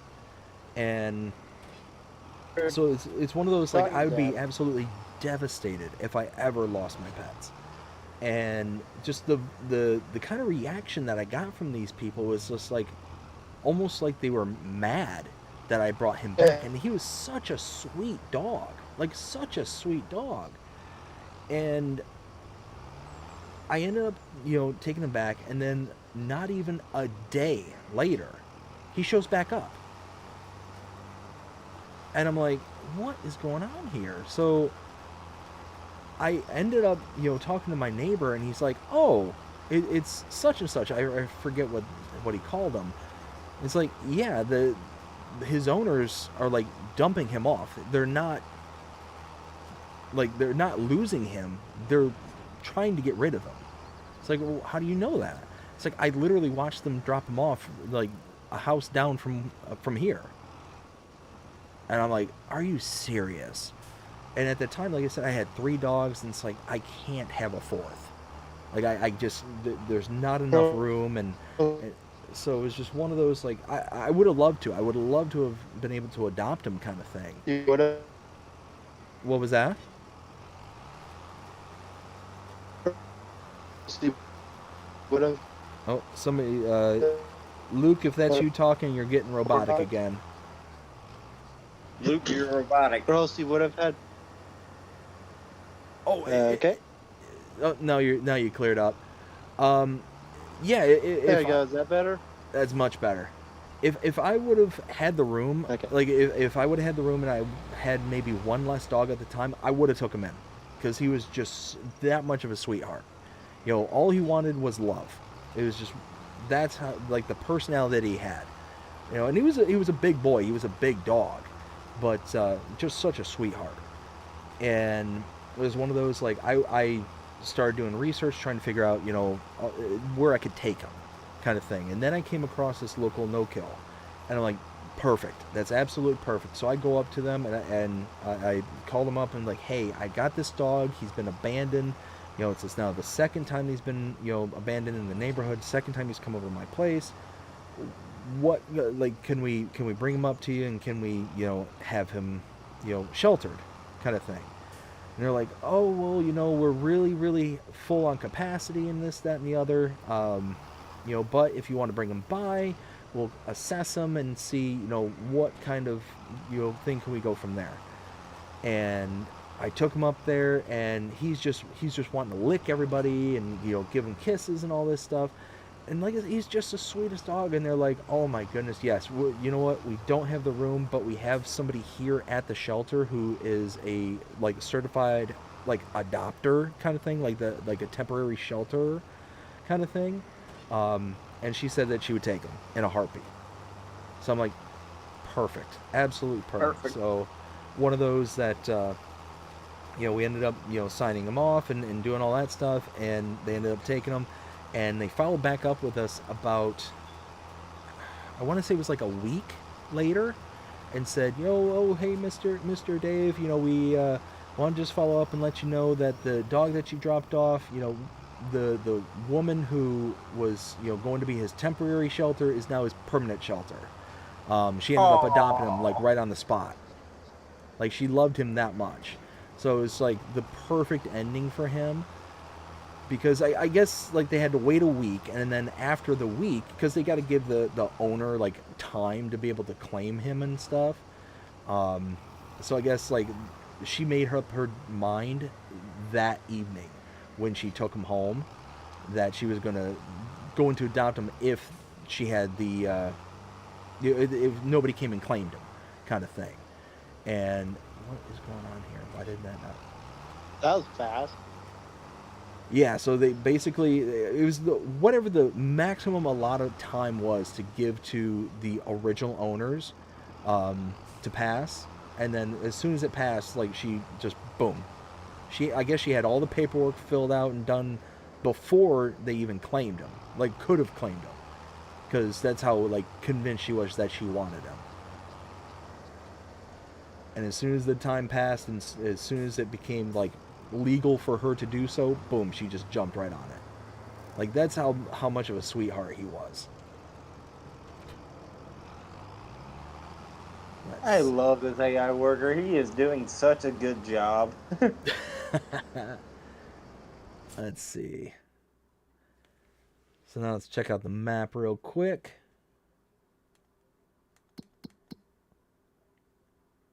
All right, I don't need to roll those because I'm just gonna till them up again. All right, perfect. So now we need to wait for April. April's a ways out. Yeah. So April is when we can do rice. So that's when I can plant that. So I've got some time, which is awesome because I've got that little sapling greenhouse chugging away. So let's get turned around. We'll go ahead and park this. I got to figure out something to do with storage and oof. There's so much stuff to do. So I think I'm pretty much done here at the farm. So to kind of give like an overview of what's been going on so far. So if I remember right, this field had product in it. We got that out. This one had product in it. We got that out. All of these had rice in it, and we got that out. We stored everything in the silo here. We ended up taking and getting all these kind of back up and running to like their ready state to where we're ready for the next season. We just planted oilseed radish in these particular fields, so that way it's going to give us the free fertilizer state. Well, not free, it's just going to cost us some seeds. But I mean, relatively speaking, this is how I like to proceed when it comes to getting fertilizer states in this kind of base level game, because it's so much cheaper than buying fertilizer. You can get relatively cheap manure and stuff like that, which I like to put down as kind of the first base state, and then the second is going to be the oilseed radish. So all good there. Let's go ahead and go to this, and let's keep on rocking and rolling on the stream here in the chat. So we got, let's see, Dust Bunny says, so you're 1 hour ahead of me. Time-wise, it's 9:11 p.m. here. Crimea River says, yes, it's 10:12. Dust Bunny says, Mr. BDD is the Great Plains Solid 1500 Cedar. Is that the... Yes, so that is... Let me double check just to make sure. Yep, boy. I have a mess here going on. Uh-oh. Dust Bunny, to answer your I'm question, loading yes, that logs is the onto a Great log Plains Solid trailer. Stand. I'm sorry, what was that? I'm loading logs onto a log trailer, and I have an absolute disaster going on right now. Oh, no. I mean a disaster. No good, no good. Let's see. I can't get mine to take fertilizer. It shows it should take both seeds and fert in the shop. Does it? Cedars. Are you sure it's not liquid fertilizer and you're trying to put solid in it? So I've done that before. So mine doesn't show fertilizer as a input. Actually, none of these seeders show fertilizer as an input.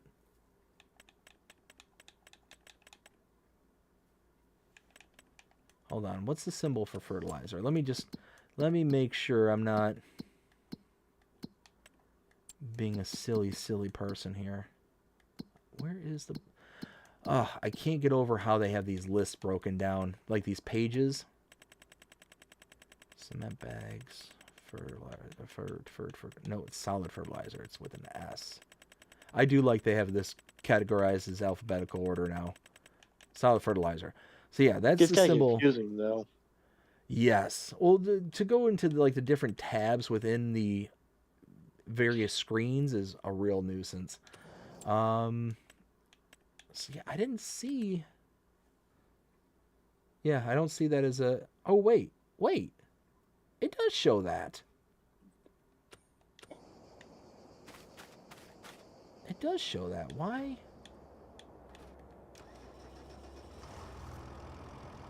Huh. You're right, Dust Bunny. It does show that as an input.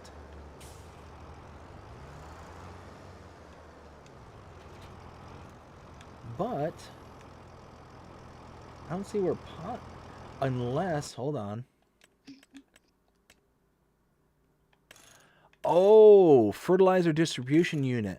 Does yours have that turned on? Ooh. Just got a notification. Says Ben Goodwin became a member. Oh, with Jonah with a gifted membership. Jonah, thank you so very much with that. I greatly appreciate that. I do one of those about every stream, so it was about time for it. Just about every stream. Oh, thank you, Jonah. I greatly, greatly appreciate that. So yeah, Dust Bunny, just make sure that your Great Plains Solid Fertilizer, or that your Great Plains Solid State 1500 has the fertilizer distribution unit.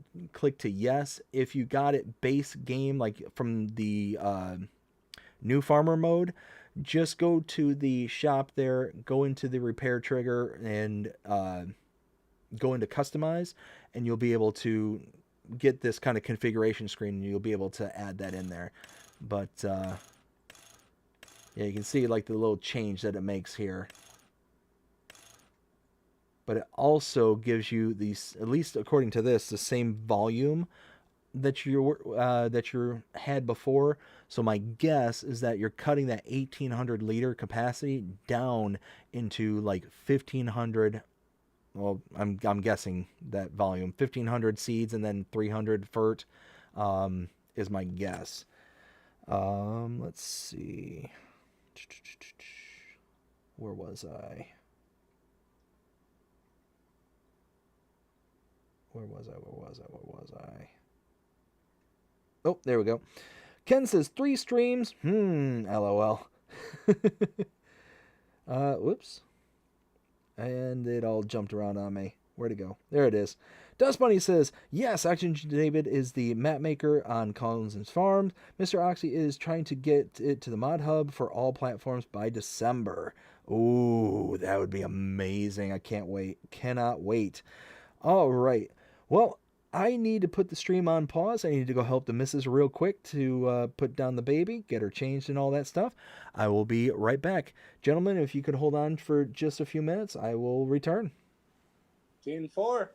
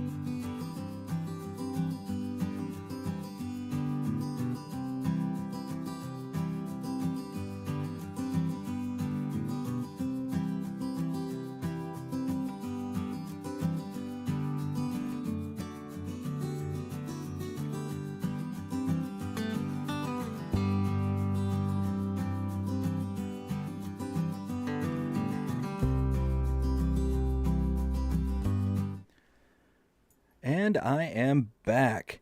Let's see. Need to put on my headphones. Almost forgot to do that. Haha, there we go. Jonah and Luke, are you still there? Yes, I'm still Yeah. here. Excellent. Still here, sir. Excellent. All right. So, let me make sure I'm all good here. Oops, what am I doing? I don't know what I'm doing. Things are happening. You broke it. Not yet. There we go. There. All right. So let's keep on going with the chat here real quick, and then I will get through all the channel stuff I've got to do. Let's see. Ken says, pellet seeds are recommended by me, lol. Oh, yeah, the pellets, I mean, it makes sense to get the extra 50 liters for the same exact price. Dustmoney says he has revamped Cumson so that you can delete all placeables and improve the road textures. Oh, man. I can only imagine just how gorgeous that map's going to be here on FS25. I mean, just if we kind of use this as kind of the staple for map creation, it's going to be nuts. It's going to be absolutely bonkers how beautiful Calmsden Farm is going to be. Like I said, I loved that map. It used to be one of my favorites. And maybe one of the first that I go off to when it comes time to take the leap away from Riverbed Springs in the Let's Play series. Maybe. Just saying. We got Crimea River says, hope Oxygen David can get it to the mod hub by December. That would be amazing. That'd be an awesome Christmas present right there to the community. Rambo Hacker Gaming, how's it going? Hope you're having a fantastic day so far. Says, with progress with Oxy has made, it sounds like he'll have Cumson submitted pretty fast. I hope so. I really hope so, because that's one I'm just chomping at the bit. Like I said, Luke, if you haven't yet, go check it out, because man, is that such a cool map. Let's see. Rambo says the traffic merging is from all the all the Californians that moved to Atlanta to have the lower cost of living. Oh yeah, it's nuts. It is absolutely nuts how We get a lot of Californians up here too in Washington. Oh, I'm sure. I have no doubt about that one. Oh yeah, it's absolutely insane. And I tell you what, I would have been 19, maybe 20, and I took a trip out to California to visit my then girlfriend, and it was one now of wife. No, not now wife. No. No. And honestly, thankfully, Never got past the girlfriend. What's that? Never got past the girlfriend stage, huh? Well, at one point we were engaged, but yeah, it was. I think it was more kind of, how do I want to put this? Young love with rose-colored goggles, kind of thing. Just one of the. It just wasn't smart on any one of our parts at that point in time, and thankfully things worked out the way they worked out. Thankfully, because I probably wouldn't have met my now wife and have my now kids and all that stuff. And it's funny how life works itself out, and I'm certainly glad that it did such a thing. But no, I'd gone out to California, and it was the first time I'd ever been out there. I was in the San Diego area, specifically Coronado. And at the time, she was in the Navy, so I was out there visiting her, kind of just visiting, like I said. And I'd never been to California before that. I'd never been to California since, and probably will never go to California if I can avoid it. At least not that immediate area, because wow, I'd never been on an 8-lane highway before in any direction where it was literally bumper-to-bumper traffic, and then sitting in bumper-to-bumper traffic having motorcycles go whizzing past me at like 30, 40 miles an hour. I nearly messed my drawers. when I was sitting in traffic there. I was going home. I'm sitting in traffic, and all of a sudden, just the sound of the motorcycle, just the like crotch rocket, just go whizzing past me at like 30 miles an hour, like within millimeters of my like the mirror on the car. And I'm like, what was that? Like, I'm just like spurging out in the car. It's like, what was that? And all of a sudden, a few seconds later, like, what is going on? I'm under attack. and that's when I I realized, have been attacked. oh, that's it. It's just I had no idea what was going on, and like, is this even legal? Like, what is going on? Because I've never been into a state where lane splitting is legal. I don't know if it was legal or if it was just so happened to catch people at a really bad time, but it just kept happening, so I presume it was legal. But also, I've never been to a state where the motorcycle riders were more reckless than out in California. Now, here in They're Florida, crazy out there. oh man, here in Florida, you're allowed to like ride around with no helmets and stuff like that. It's kind of like a ride at your own risk kind of state. There, there's obviously more rules because everybody's in full Power Rangers gear, and like from top to bottom, they look like the Mighty Morphin Power Ranger. And it's one of those where I think because they're in their getup that they get like the sense of invulnerability, because where we were staying, she had rented a cabin out in the middle of nowhere, south of San Diego. It was right next to the border. And we're driving out there, and the road that we're going out there on is just a windy, twisty, turny kind of road. And all of a sudden, I'm coming around a corner, and a motorcycle is now looking me dead in the eyes in my lane because they're trying to go around the corner at top speed for reasons. I cannot tell you the number of motorcycle riders I almost made a hood ornament, and it would not have been my fault. Anytime. I'd never been so... They probably would have blamed you anyways. Knowing my luck, they probably would have. Somehow it would have been my fault. Same here. It was just one of the worst driving experiences I've ever had in my entire life. And unless I am chauffeured around everywhere I go, I probably would not go back. It was just such a poor experience.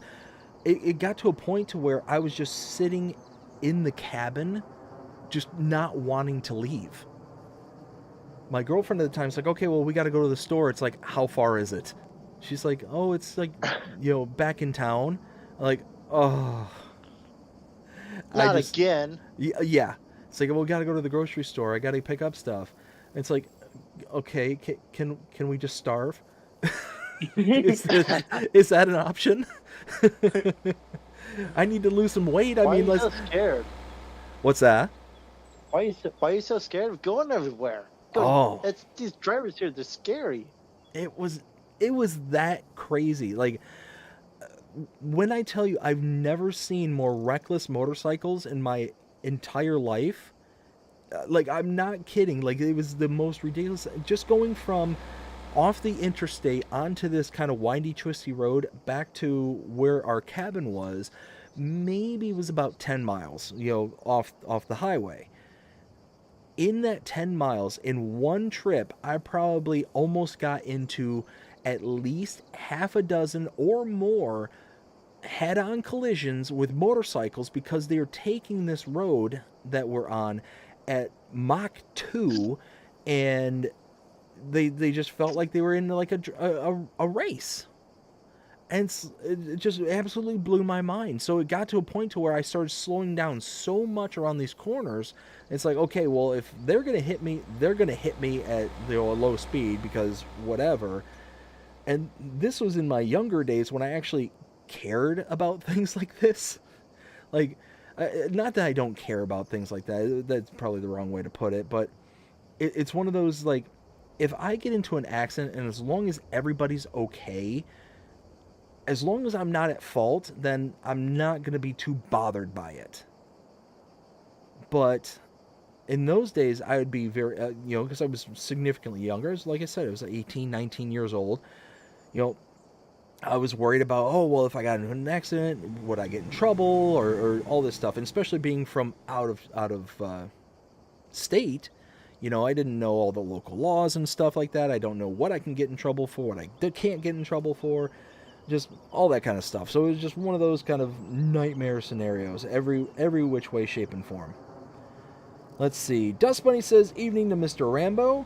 We got Rambo says, evening. How are you doing, Dust Bunny? Dust Bunny says, I'm doing awesome, sir. Thank you for asking. How about yourself? Dust Bunny says, Mr. BDD, can you post your Discord link here so people can join? Yes.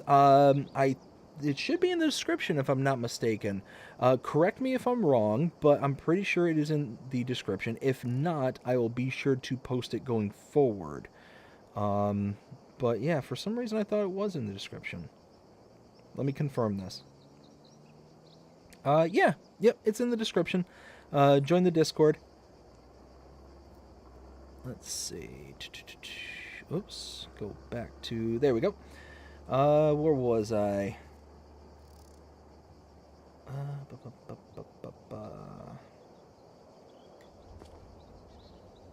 Oh, I lost my spot. Oh, there we go. Dust Bunny also says, only admins and moderators can post links. Rambo Hacker says, Dust Bunny, I'm doing pretty good. Just trying to get over wonderful flu and get my voice back. So playing FS25 while watching. Dust Bunny, whoops.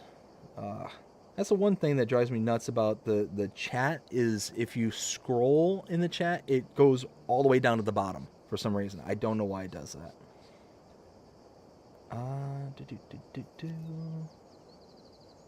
Let's see. Dust Bunny says, prayers for a complete and speedy recovery, sir. Dust Bunny also says, whenever someone goes robotic, sometimes it is clear. It will clear best if they disconnect their headset and reconnect it. This is very true. Please hit that like button, folks. Thank you. Yes, if you haven't already, please hit the like button. If you haven't subscribed, please subscribe. If you're enjoying the content.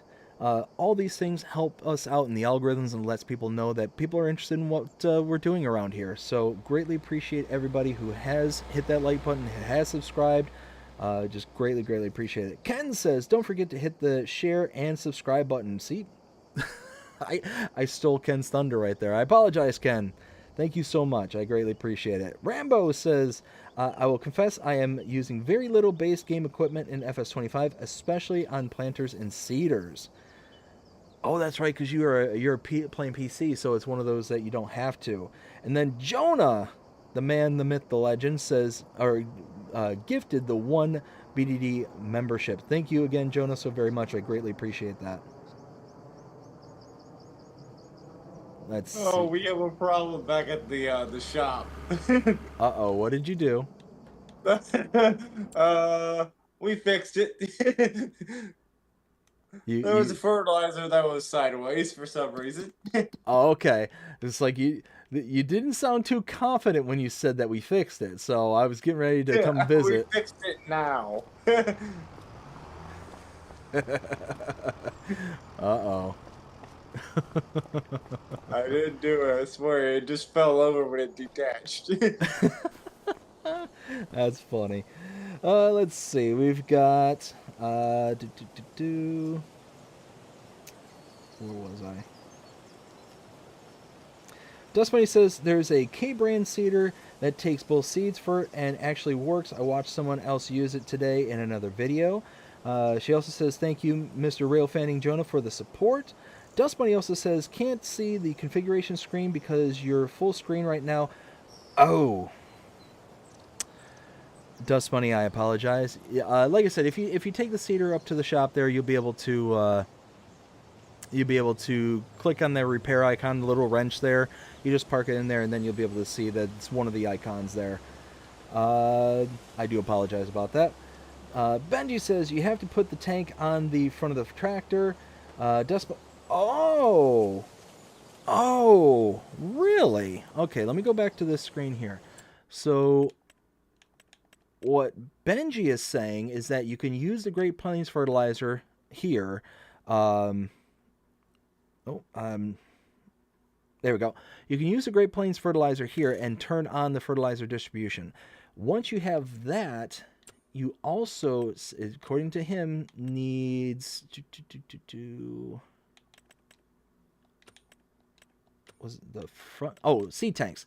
Yes, so this thing here. So you need the K brand or the Horsch tank here, and then you fill it up with fertilizer, and then it will be able to distribute the fertilizer for you.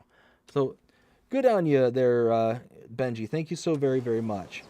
Let's see. Let's go back to this real quick.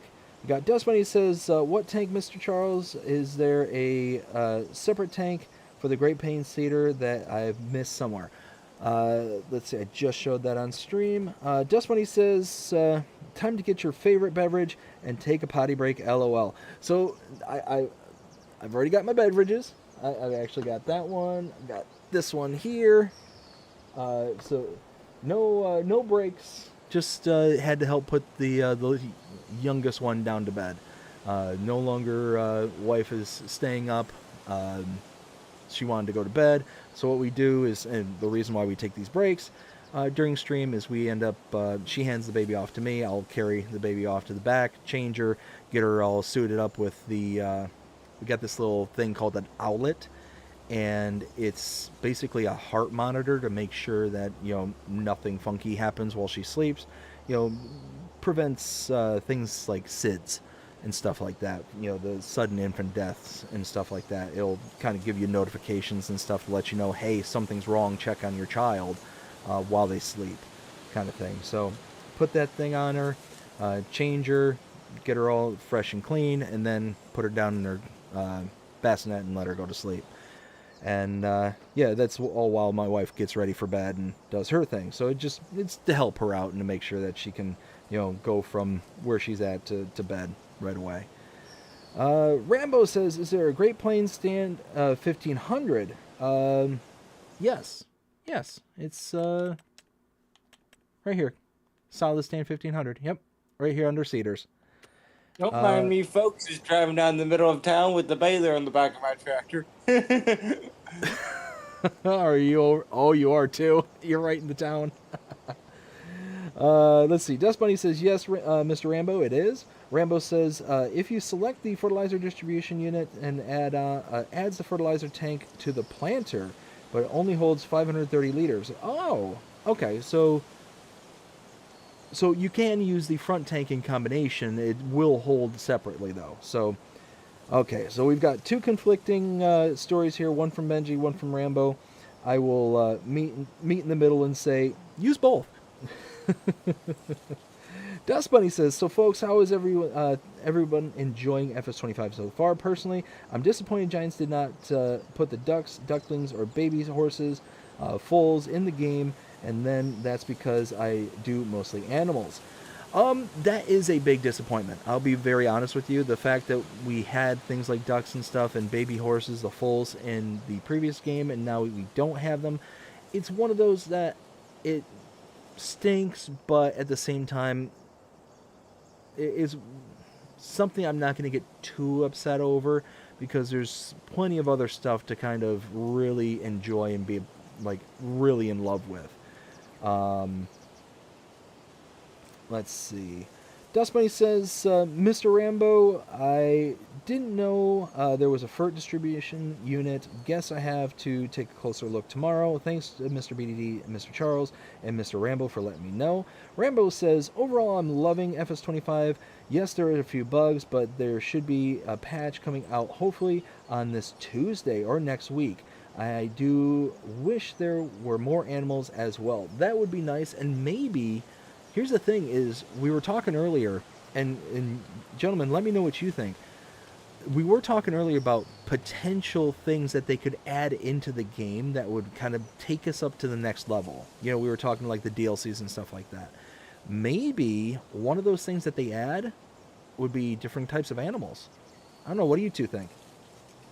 I think that would be nice. Like, say, I'll be up fair for the horses and stuff like that. Baby horses and stuff. And what about you, Luke?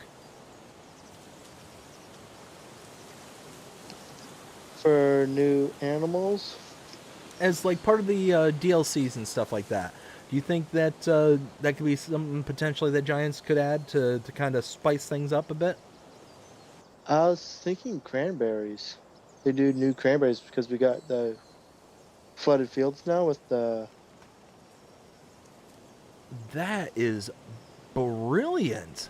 I didn't even think of that, but you're right. The flooded fields would make perfect cranberry fields. Yeah.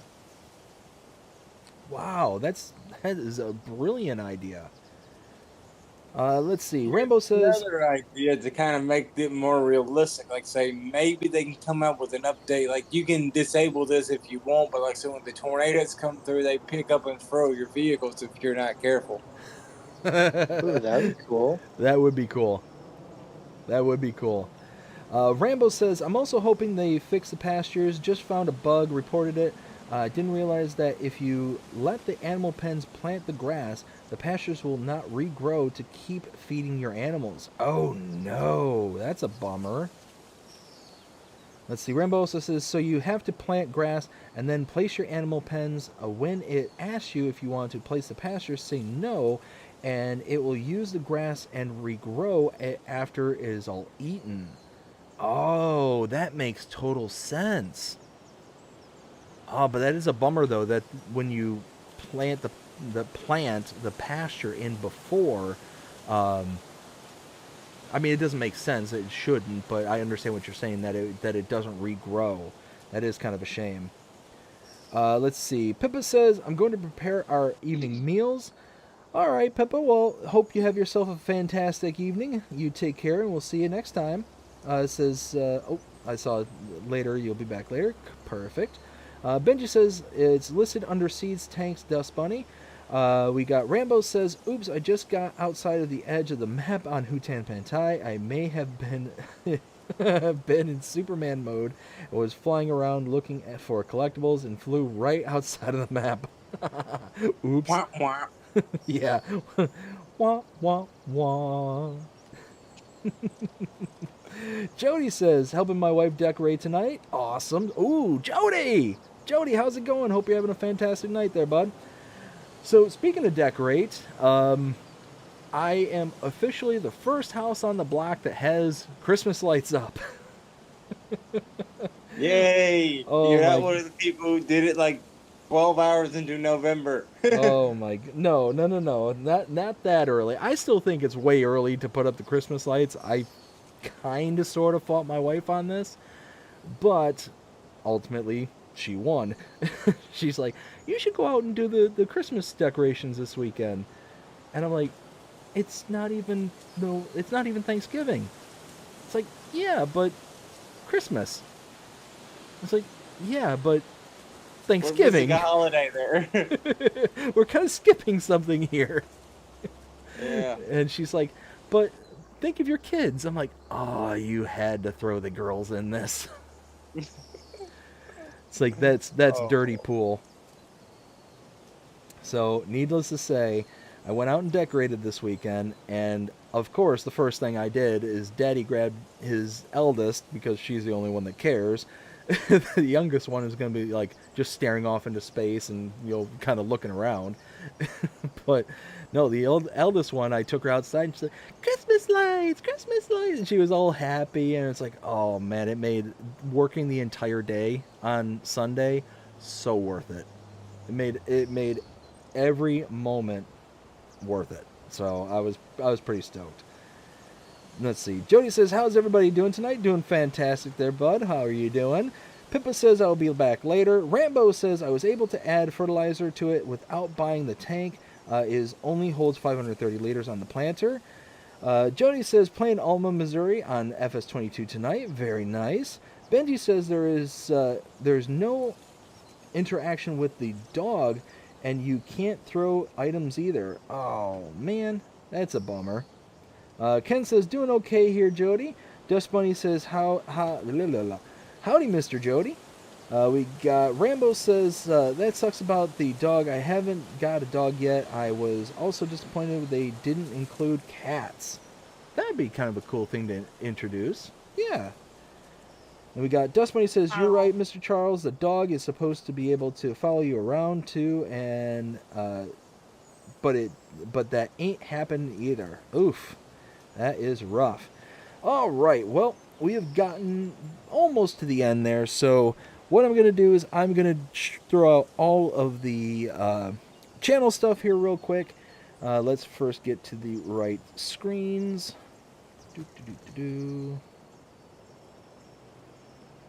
Let's see, so let's go. Don't Here. mind me, Pete. Just driving my tractor through the city. All right, so let's go ahead and start out with the membership shoutouts. Going to start with our Tier 3 members and give them all a shout out. Starting with Rail Fanning Jonah. Again, Jonah's joining us here tonight. Thank you so much for joining us here, Jonah. We got Will T Gaming, also known as the FS Encyclopedia. We got Pipin' Paul, Ken Adlam, Rambo Hacker Gaming, Whiskey Creek Farms, and Philippa Thompson. Thank all of you so much for being Tier 3 channel members. And Whiskey Creek is joining us here tonight as well, also known as Luke. So, Luke, thank you for joining me here again tonight. Greatly appreciate both of you joining me here. And those are all the Tier 3 channel members. Let's go ahead and check out our Tier 2s. That is going to be a little bit longer of a list. Let's go here. There we go. And switch to that. Perfect. So, starting out with Mark K, Reaver Time Todd, Noel, PA Plowboy, Tony Beck, Crimea River 63, Braden Pochnock, Murphy, Merpsy, I think, Sim Addict 91, Custom Motorsports, Richard Thomas. We got Vital Mind, Curtis, Nichelui? I apologize for butchering your last name, as I think I have every single stream I've shouted it out. Sir Cold Honest, Goodfellas, Aaron G, Dutch Gamer Royal, Grant Mr. S, Kobe Gaming, MT Pockets, Gold Gaming. We got Simon Sampson, Straight Ham 21, Nuclear Salmon, Hayseed 1976, Chad Furman, Christopher Autry, Big Papa Sims, Charlene Stark, Cats Are High 247, and Ben Goodwin. Thank all of you so much for being Tier 2 channel members. And if you're interested in becoming a channel member, go ahead and check out the link in the description below or on the main channel page. There you will be... Let's try that again. There you can gain access to things such as custom badges, custom emojis, as well as early access to edited content such as the Let's Play series and the channel shorts. All that starts at 99 cents a month. That is our Tier 1 membership. You can also become a Tier 2 member, which gets everything we just mentioned, plus you get the shout out, just like you just heard a few moments ago, for every single live stream. That starts at $4.99 a month. And then the Tier 3s get everything I just mentioned there before, plus they get a custom discount code for the channel merch store, as well as the opportunity to be able to join me here on live streams, whether via audio or actually in-game itself. That starts at $9.99 a month. So again, I want to thank every single one of my channel members. I greatly appreciate every single one of you. I also want to give a huge shout out to all the recent subscribers that we've gotten to the channel, as well as just subscribers in general. Thank all of you so very much. We were recently inundated with a whole bunch of new subscribers to the channel, and I think we ended up getting somewhere around 70-ish subscribers here within the past 10-ish days. So it was a really good push. I want to thank every one of you for hitting that subscribe button. Greatly appreciate every single one of you. Let's see. Want to go ahead and set our sights on the screenshots for today, and I've got a few here from Philippa Thompson. Philippa, thank you so much for sending these in. We'll go ahead and show those off right now. Let's see. Oops, and that is not formatted properly. Let's go ahead and change that around. I don't know what happened there. Screen and transform. There we go. That looks better. So we got a few screenshots here from Pippa. Pippa, thank you again so very much for showing these off. And she has got a really kind of cool color coding system for her farm. And a couple of things that she shared with me here are a couple of screenshots of the map that she's working on there on Ravenport. And Ravenport, she combined two of the larger fields, actually three of them up in the top right-hand corner there, to make one giant mega field, and it is absolutely huge. And then she took one of the fields and planted grass, so she's getting tons of product off of her field. So again, Pippa, thank you so very, very much for sending those in. Let's see. I also want to give a shout out to the merch store. If you haven't yet, check out the merch store there at bddgaming.creator/spring.com. There you can get things such as shirts, hats, mugs, cups, keychains, the whole 9 yards. We got a little bit of something for everybody there. And I also want to give a huge shout out to all the people that have purchased things from the channel merch store, such as Railfanning Jonah, Will T Gaming, Crimea River. We've got so many people that has purchased stuff from the store, and I want to thank every single one of you. Also want to give a shout out to the P.O. Box. If you're interested in sending anything to the channel, go ahead and send it to P.O. Box 6136, Hudson, Florida 34674.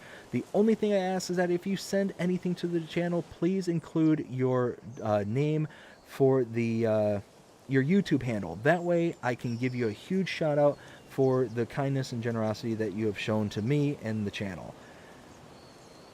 And we are now back to the game itself. So again, thank you so much for putting up with all of the shout outs and the channel stuff that we've got to do around here. Now let's go ahead and help Jonah, because we're pretty much at a steady state here on the farm. Ooh, let's do some wood transport. $12,000 for that? Yeah, let's do that. Where do I go? So Luke, what is your favorite contract to work on here on the farm, or on Farming Simulator 25?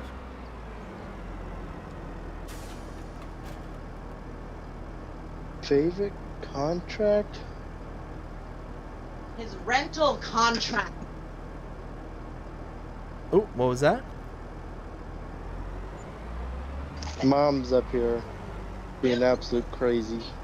Uh-oh.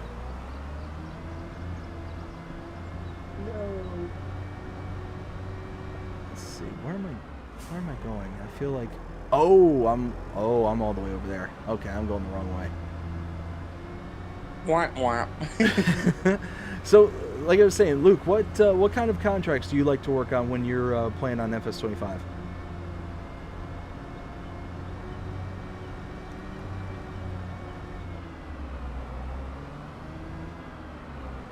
Oh, Luke, did we lose you? Oh, one of those phantom signs that was ran over by the AI workers. Oof, we are going real slow right now. All right, well, in the meantime, Jonah, what kind of contracts are you most preferencing here on Farming Simulator 25? Like, so far, like, I like them all, but if I had to pick one, like, of course, baling's my favorite thing. Just because, like I said, it's fun to watch it just poop out the bale. And what is your least favorite? I also have to say the tree removal, because that is hard as can be. Deadwood or whatever it is. Oh yeah, Deadwood. Oh yeah, trying to find all of them in that little area is such a nuisance sometimes. And trying not to destroy other trees in the process. Yes. Well, I ended up I was doing a Deadwood contract with that John Deere harvester. Wow, is this thing really just slow? How do I... Oh, I didn't realize that it was going to be that far out of the way. Oof. What was I saying? Oh, so I was doing a contract with the John Deere harvester and the big tree harvester. And because I was on the side of the hill, I think it was actually the last stream, if I'm not mistaken. Yeah, I think it was the last stream. But because it was on such a nasty, nasty hill, I would like roll into trees I didn't mean to roll into. And it was just rough. So rough to get everything all straightened out and taken care of. But I'm going to try a tree transport. I haven't tried with this set of equipment. I've tried with I think it's the man pickup truck with the kind of crane attached to it. I love these roads. How this is all just kind of built up into the hillside here. Jonah, have you been up to this area of the map, the kind of northwest corner of the map? Can't say I had. I think this is the first time I've been on this map besides like viewing them, like say, like. I almost ran off the road. Oh, turn. So this is the first time you've been on here. I'm sorry, Luke, what was that? This is the first time I've actually been on this map more than like 15 minutes. Yeah, have some other stuff I need to do. I'm sorry, I couldn't. You all were speaking over each other. What'd you say, Luke? I have some other stuff I need to do, so I'll be back. Okay. All right. Yeah, go ahead and do what you got to do, and we'll see you when you get back. Yep. You take care. I'm going yep. the wrong Have way. a good one. You as well. Yep. Bye. Bye. Alrighty. So it's this way. I have no idea where I'm going right now. I've not been out in this area before. Like this area I've been to until right here. Now I'm in uncharted territory. And this tractor, wow, how is this thing going to handle going up and down these hills with a load of logs? It ain't. It's just gonna struggle the whole way and break halfway. Oh my goodness. Like, Jonah, I wish you could see this right now because I feel like I am just struggling to get up these hills. This is just nuts. Stream on my other phone. Yeah, you're struggling real hard. Wow. Like the landscape, the twists and turns on this map is next level.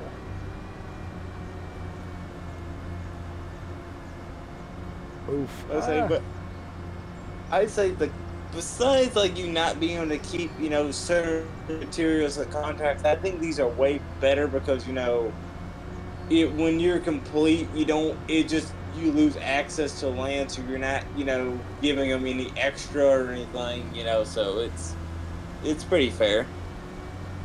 So there are certain contracts that I guess Mr. CLP did a video the other day because I guess somebody told him that you're actually able to keep some of the silage bales and stuff like that, but you got to go through this whole process to get everything kind of working properly. But I thought that was really cool that you can. Ooh, how do I? No. Full temperature. What? Oh, what? Oh. Okay. Unfold tractor. So, BBD, what are your plans for Thanksgiving? So, the family is all going to be coming over here and going to be hanging out with us for the holidays. So it's okay, that's up and down. Sorry, I'm this is gonna be something. I think I may have picked the wrong contract. Look, you need auto load with that. Oh my goodness, this is no. Wait, what? Why? What is happening? I'm telling it to lower down and instead of lowering down, it's like getting all hung up and stuff. Like it's so weird. It's the claw machine game where you have to win the prize. The prize is a log. Oh, well, if I was trying to win the prize, I'd spend all my money. Wait a minute. Is that really the only amount of rotation you get?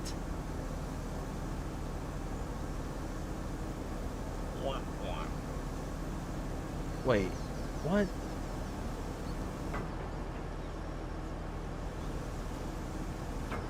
Okay.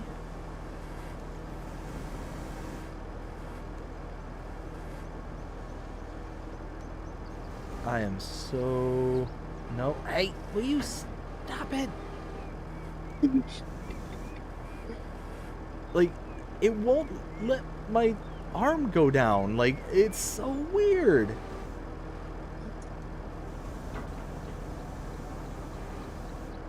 Maybe, hold on. I am not a stupid man. I'm not... Something, what is happening? Okay, come on. There, now drop. Come on, you can do it. Come on. Nope, open the claw. Alright, you know what? It was a mistake. I regret my decisions. I regret everything. Minus 530. Oh, because of the leasing clause. Okay, fine, okay. Don't worry, I get a $6,000 fertilizing contract going. Well, at least you'll offset my $500 stupidity. Holy smokes, that was nuts. I just, like, nothing was working with that thing. I would try and put down the lever or the arm to pick up the tree branch, and nothing was happening. Like, it just kept on wanting to fold the arm back, almost like it was at full extension. Yeah. It was wild. All right, where am I going? All right, going to the farm. Let's go! But unfortunately for me, I have to work on Thanksgiving. Oh no, that stinks. Yeah, Is it like that's the line in housekeeping. You don't get holidays. I'm sorry, what was that? In housekeeping, you don't get holidays. Aw, well that's a bummer. Do you at least get like time and a half or something? It should be time and a half. I hope it's time and a half, or there should be 1.5 week Jodo Thanksgiving. Well, here's hoping that at bare minimum that you get the time and a half. Now, is it going to be like a whole day like that you're working, or are you 8-hour shift? 8-hour shift? Ugh. Do you have any whoa.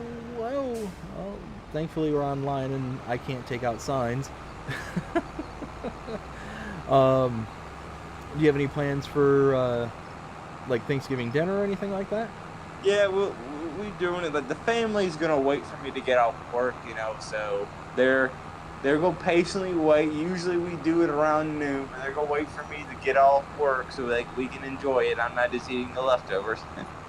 Well, that's nice of them at least.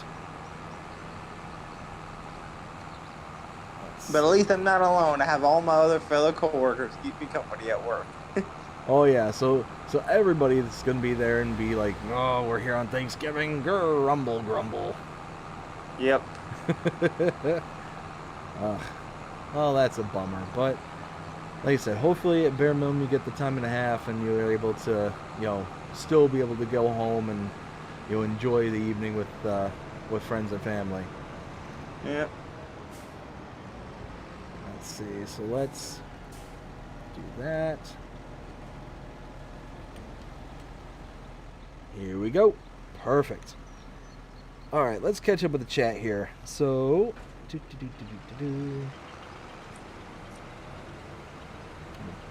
back to where I was. Let's see. Ken says, I just realized that Will T isn't in the chat today. Yes, so Will is not feeling well today. He, I guess he's lost his voice and the whole 9 yards. So, hope for a quick recovery there for Will T Gaming. So it doesn't actually shock me that he is not in the stream tonight. But, yeah, like I said, hopefully he's... just kind of relaxing, kicking back, and just trying to recover. Because sounds like he was pretty sick. So one of those that hope nothing but the best for him. Dust Bunny says the only thing you can do with the dog is feed it. That's a bummer. Jody says, how you doing, Dust Bunny? I can send you a friend request. And Dust Bunny says, okay, Mr. Jody. Jody says, how do I find you on Facebook? Dust Bunny says, Mr. Jody. Oh, I thought you meant on Mr. BDD's Discord. Ken says, screenshots, BDD. Yes, I did screenshots. I did them. Did not forget this time. Dust Bunny says, you're showing a P.O. box, but what do you mean, what name do people use? BDD Gaming is what you can put on there. So just address it to the channel. That or David works as well. Jody says this is an awesome community. I 100% agree. Couldn't be happier with the group of people that we have that come out here on stream. Every single time, I am just highly impressed with everybody who comes out and hangs out with us here, and they're just high quality of people that we got here. So again, thank you all so very much for everything that we have here on the channel. Everything that we have going would not happen without everybody here. Ken Adlam donated $2 New Zealand through Super Chat. You miss you to disconnect from the log trailer.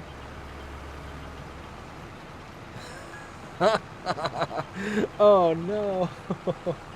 Ken with the $2 super chat. Ken, thank you so very much. I greatly appreciate it. It says you disconnect from the log trailer. So you're probably right. I probably should have disconnected from the log trailer, but I just got so frustrated I just had to stop. but no, it's one of those that I was used to working with the man setup. So if you look here on the shop,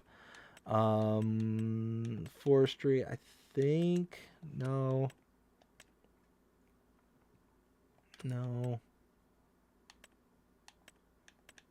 it's not under tractors, is it? No, here it is. No, this isn't it. Where is it? Where are you? Is it under semi-trucks? Trucks. Okay, yes. It's this thing. I thought it was man, but it's the Riedler. I'm used to using this. And you're able to swing around full 360, no issue whatsoever. Have a trailer that you tow behind this, and it works perfectly fine.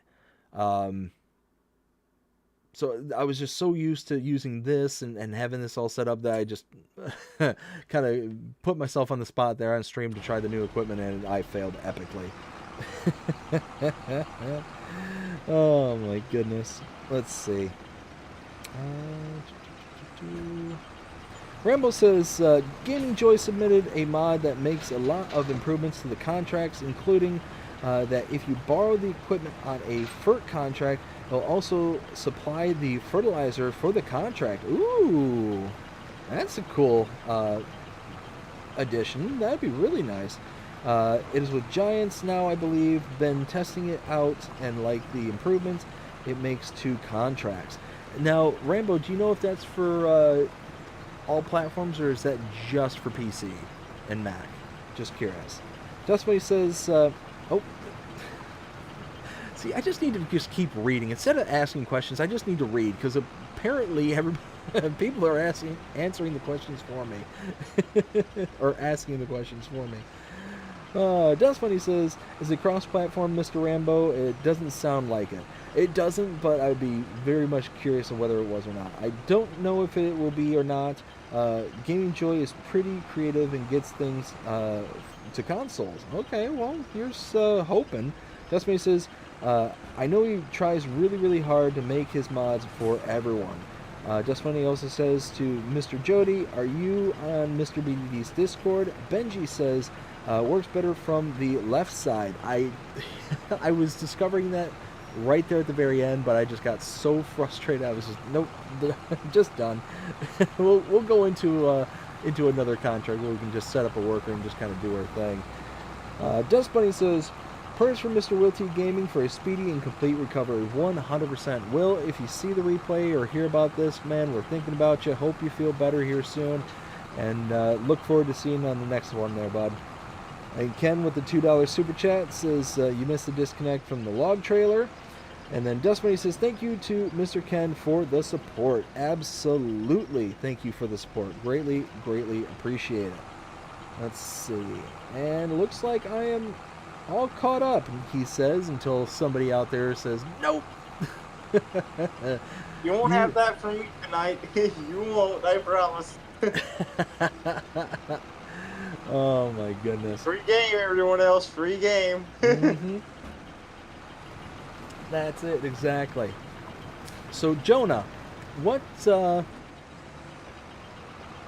kind of equipment do you most prefer here on Farming Simulator? Like, what brand is your brand to go to? I'm a case guy, as you saw like earlier, me throwing on the case stuff. Like, say that is Case and John Deere. You know, are my two favorites. You know, Case being like my favorite color, and John Deere just being the most iconic one out there. Yeah, and that's it. Is John Deere is absolutely like iconic, and it's one of those that if I had to rank my favorites, Case would be number one. I'd probably go with New Holland as number two, just because I absolutely love the look of a New Holland. The color scheme that they have is absolutely gorgeous in my opinion, and that's really about it. Like nothing to do with like reliability or anything like that. Third would probably be John Deere. Like you said, they're absolutely iconic. And then I don't know, fourth, I guess we can go with the Kubota. Just the orange workhorse. What about you? You got like a 2, 3, and 4? Let's see, like, say, like, mainly, like, say, the only real two I really use is John Deere and Case, like, so I can't really say in the other ones, like, cause, I mean, I like them, it's just, I don't use them because they're not from, I don't see much of them around in my area, and I have a John Deere dealer and a Case dealer, both within a few miles of my house. The red and green wars are real there in Carolina. Very much. But so way back in the day, back before we moved there from Michigan, my dad, he had, well, I think it was a Ford, which eventually got bought out into New Holland. Well, not bought out, but you know, that's the brand they merged.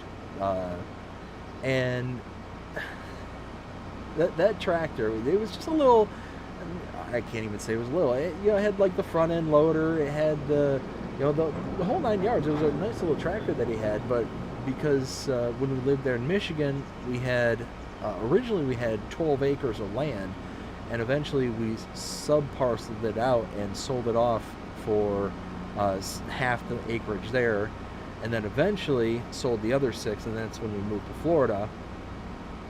But he used to use that tractor to be able to mow the yard, because it was, you know, obviously a big yard he had to mow. Ooh, I need to turn. I need to go this way. I'm not paying attention where I'm driving, and oh, wait a minute. Did I mean to turn this way? Yeah, I think I meant. I see what you mean about driving through the town there, Jonah.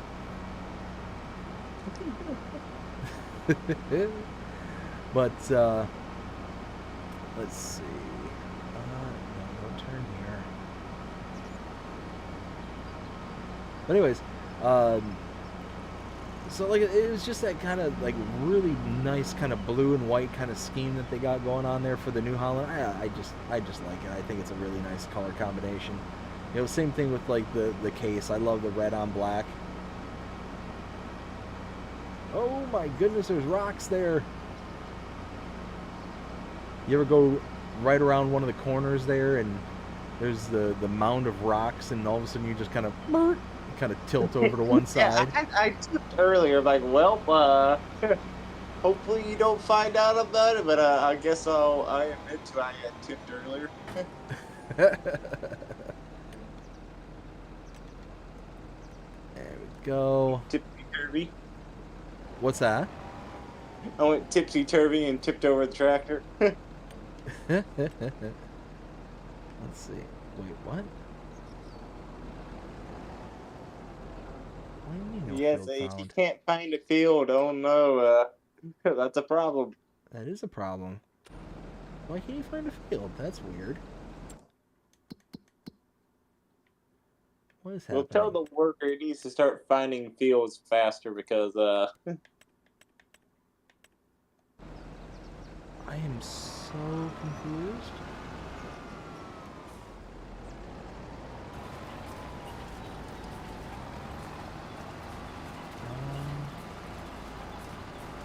Oh wow, really? Really? Alright, well, if that's the case, then we've got to set up steering assist. Whoops. Gotta set that up, because, oof. If I don't have steering assist, I'm not going to know where I've been.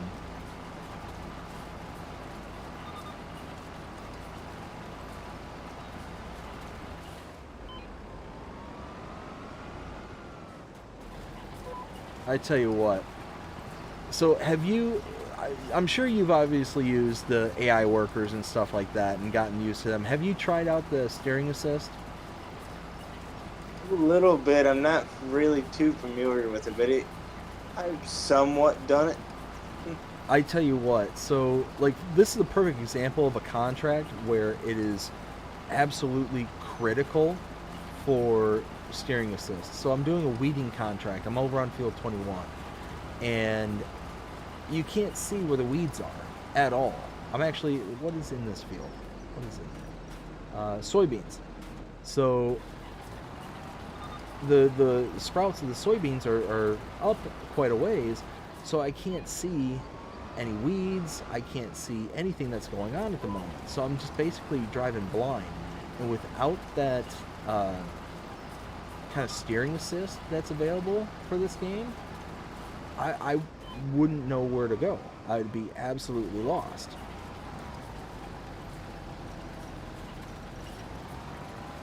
I tell you what, oh, I love it. Absolutely love it. But at least I can follow the lines, you know, and just know, okay, well, I need to move one line in. I need to move one line in. Like, just keep, like, steadily kind of increasing the line movement and all that stuff. So eventually I'll get through this entire contract. So my Let's Play series, I've been playing with JP. JP is my cousin in real life. And it's kind of going along with the storyline and all that stuff. And as we are playing it, he was doing a weeding contract. I didn't understand what he was saying because I haven't done a weeding contract up to this point. This is the first one I've done. But now that I've actually experienced what he's talking about, I understand what he's saying about not being able to know where the weeds are. And he was going around doing the weeding, and he basically spent an extra 20 odd minutes on the field itself because he got it to like 98-ish%, and then he couldn't figure out where to go from there. He couldn't figure out what areas needed to be touched, and there's no map setting that actually displays where you've been and what you've done up until that point. So, oops. I've already been on this part of the field.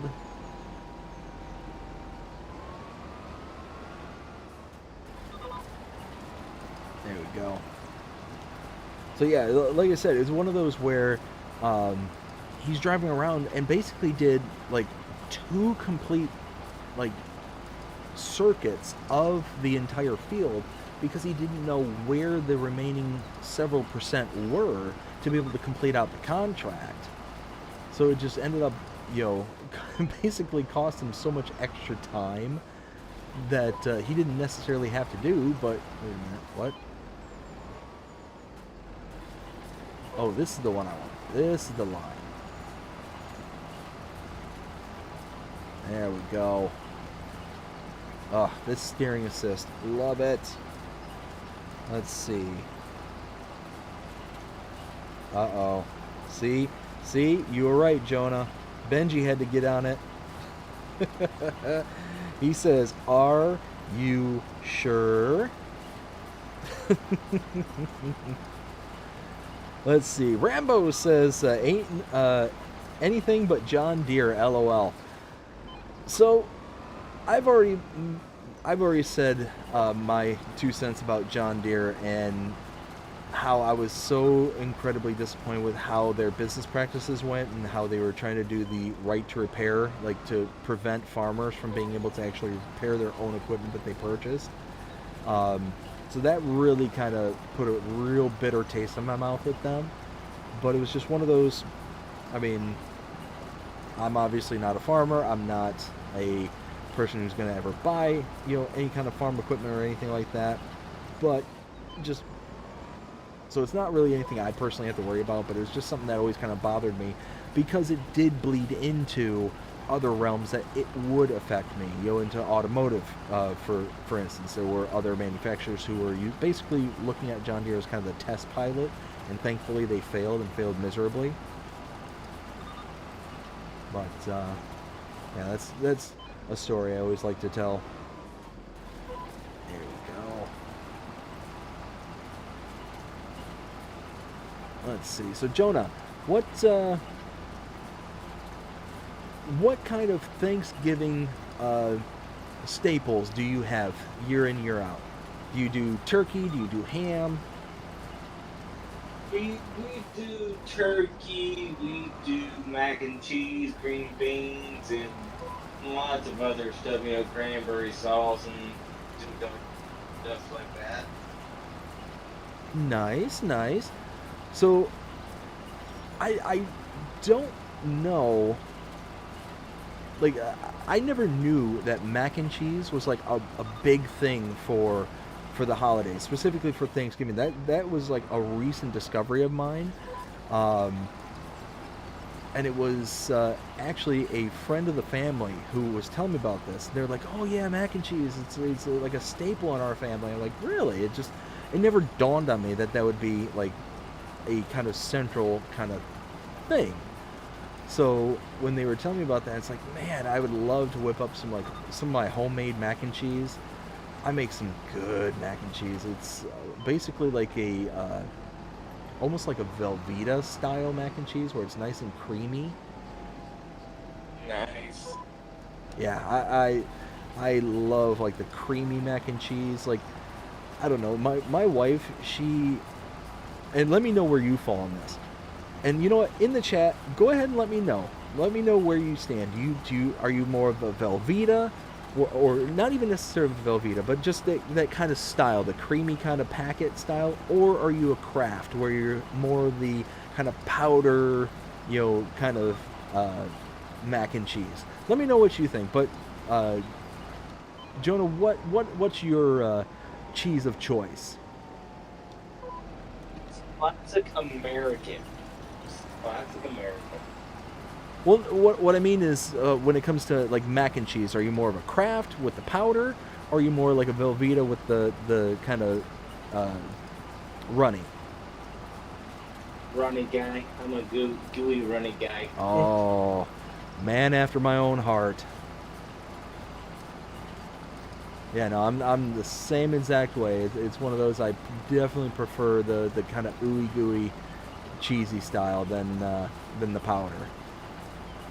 It's funny because I'll do it if I have to do it, but it's one of those. you can't just beat the creaminess of it, you know. Oh, I'm having a little bit of hard time hearing you. It's almost like you're talking from a distance. Is this any better? That's better. Okay, we'll just put it right up to the face. But so what you were saying? Can you repeat it? I was saying, like, I just love 'em. I'm a good creamy mac and cheese guy. I mean, the powder's all right, but you know, you just can't beat just a good old creamy mac and cheese. I'm right there with you, Jonah. Right there with you, bud. Yeah, it's like the rest of my family always makes fun of me because they're like, "Oh, you're such a princess with your cheese and your blah blah blah blah blah." It's like, I like the creamy texture. It's delicious. How can you hate? How can you hate the creamy texture? It's like that's they're always rebutting. They're like, "It's not that we hate it. It's that this is easier." It's like, what are you talking about easier? The other one you need to add butter and milk or you know, a combination thereof. Like, all you need is the cheese packet. You're done. You're done. You don't need to do anything fancier than that. You don't need butter. You don't need milk. Like, come on. Exactly. But no, as a matter of fact, JP, like I said, my cousin in real life, he always makes fun of me. Always makes fun. He's like, "Oh, you're gonna get mac and cheese," or if I say, "Oh yeah, I'm gonna serve mac and cheese" or whatever, he's like, "Oh, you're gonna get your fancy Velveeta, aren't you?" It's like, well, yeah. I'm gonna get my Velveeta. Of course, I'm gonna get my Velveeta. Yeah, why wouldn't we, right? I don't know. Like I said, it's just the powder's okay. It's just not my cup of tea. Oh, the fog is rolling in. Oh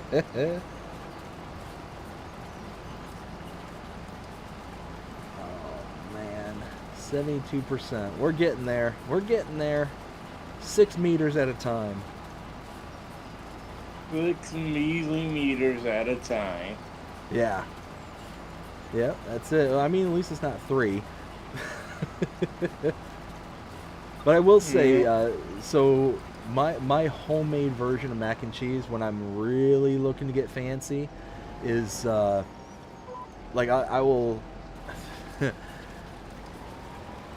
So what I discovered is this stuff. It's called sodium citrate, and for those who are not familiar with what sodium citrate is, it's basically a salt that's derived from citrus fruits like lemons, oranges, such and such.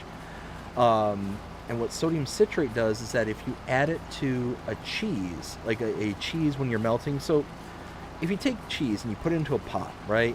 Well, if you let it get too hot, it eventually splits and you get the separation of oil and cheese. Or you get the worst case scenario where it just kind of burns to the pan and you're kind of stuck from there. Well, what sodium citrate does is it allows the cheese to melt and doesn't allow it to split. It's like a stabilizer. And what I do is I will take my noodles, cook them off to the side, do all that stuff. And what I'll do is I'll take a little bit of milk and pour that into a pot. I'll let it come up to temperature, and then I'll start dumping in things like cheddar, maybe a little like Monterey or Kobe Jack, some like smoked, like really good smoked Gouda, some like really, really good cheeses, right? And I'll take those and I'll melt them down. I'll add the sodium citrate, and then it's like almost like a nacho cheese consistency. It's really, really good. I tell you what, take a look at it. You can find it on Amazon.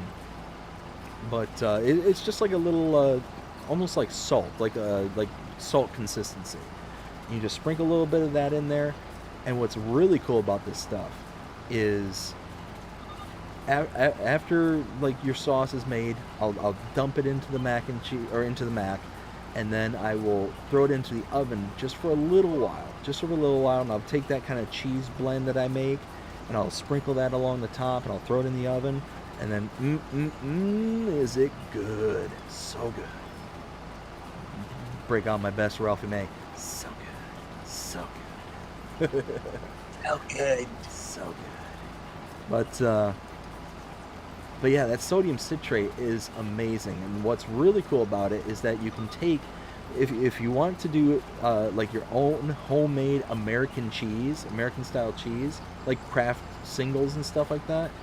What you do is you take the like cheddar cheese, like a mild cheddar cheese, like a really good one, like a Tillamook or something along those lines, and you do exactly what I just said. A little bit of milk and the cheese and the sprinkling of the sodium citrate, and you let it melt down. And once it's melted, you then put it into some kind of container, like one of those plastic Chinese like Chinese food containers. You know what I'm talking about, like the little plastic containers that like the soups and stuff will show up in from like a fast food restaurant. You take one of those and you pour it into pour the cheese into one of those, and then you throw it in the fridge, and you let it harden up. Well, it's basically slicing American cheese at that point. You can just slice it into your own homemade American cheese, and it's so much better than like a Kraft singles or anything like that. It doesn't have any of the nasty like preservatives and stuff like that. Oh, it's so good, and it's super simple. Like it's like I've never had an issue. And it makes the best like nacho cheese, because like I said, it's that like dripping consistency, but it won't bind up and get like hard as it's cooling down. Like you actually have to get it cold in order for it to get solid again. But you don't even have to necessarily buy that sodium citrate. What you can do is you can take Kraft American cheese slices, like just the normal cheese slices. Oh, hey, contract's complete. Tool is reserved for contract work. Well, no kidding.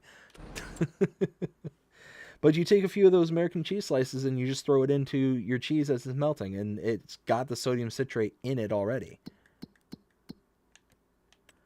Nope, wrong screen. Let's see, collect. Perfect. Oh wow, this one's almost done. Sweet. All right, let me catch up with the chat here real quick. So we've got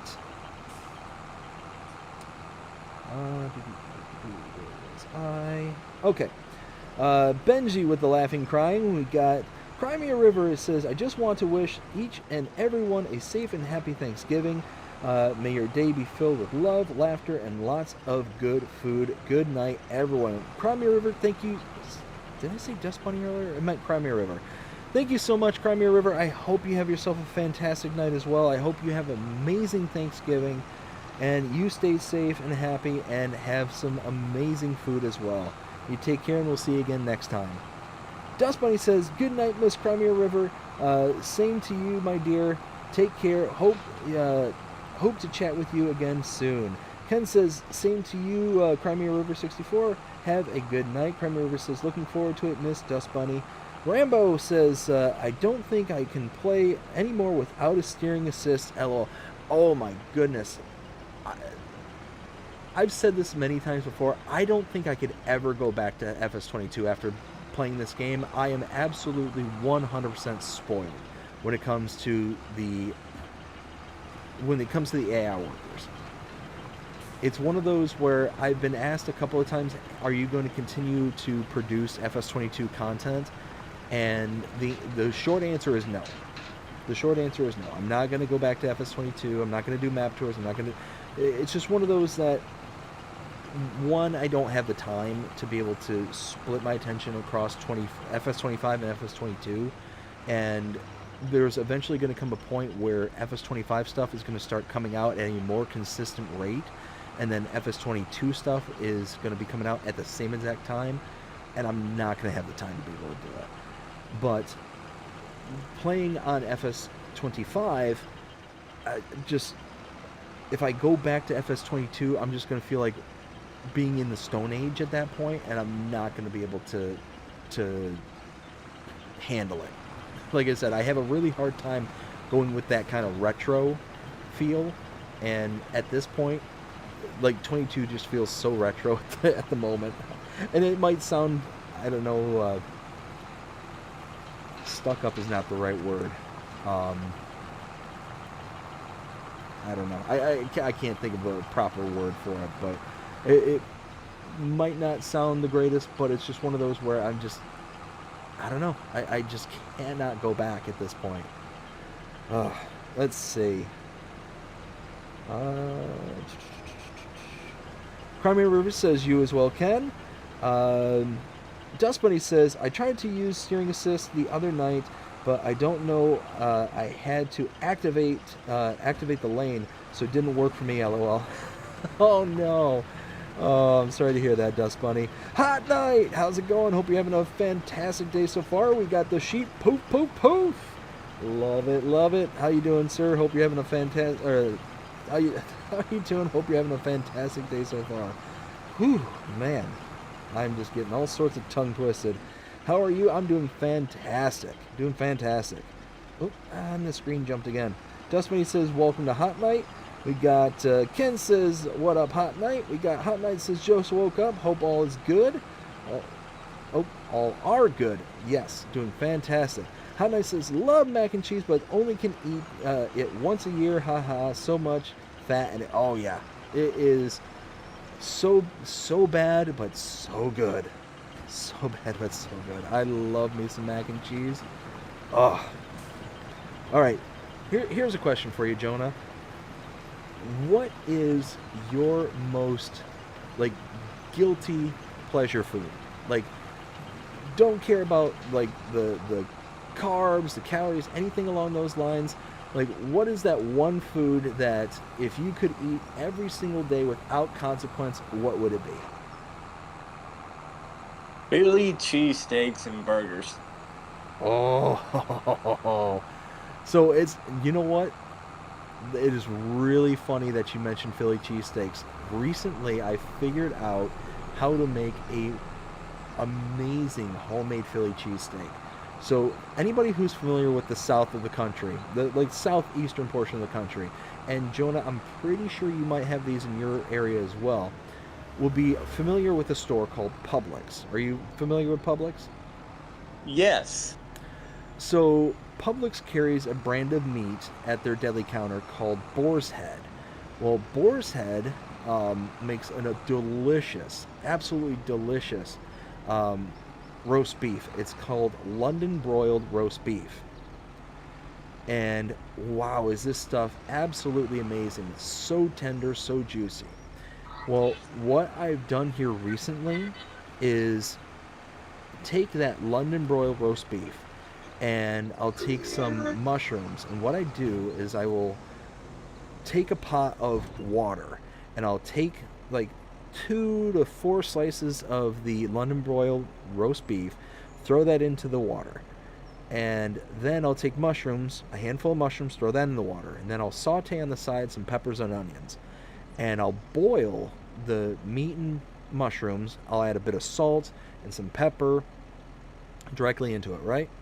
And once it's all boiled up and it's like gotten like kind of, you know, cooked through, I'll take a hoagie roll and I'll just kind of cut it thin. I'll toast it on the inside portion of the hoagie, and then I'll take the meat from that water and I'll throw it onto it with some provolone cheese, some sometimes if I'm getting really crazy, I'll throw on some white American or yellow American, and top it off with the peppers and onions, fold it over, and right there you got your Philly cheesesteak. But if I'm getting crazy, like if I'm going like full bore nuts, I'll take that water drippings from the meat and mushrooms, and because you've salted it and whatnot, you've imparted some of the meat and all that stuff into the water.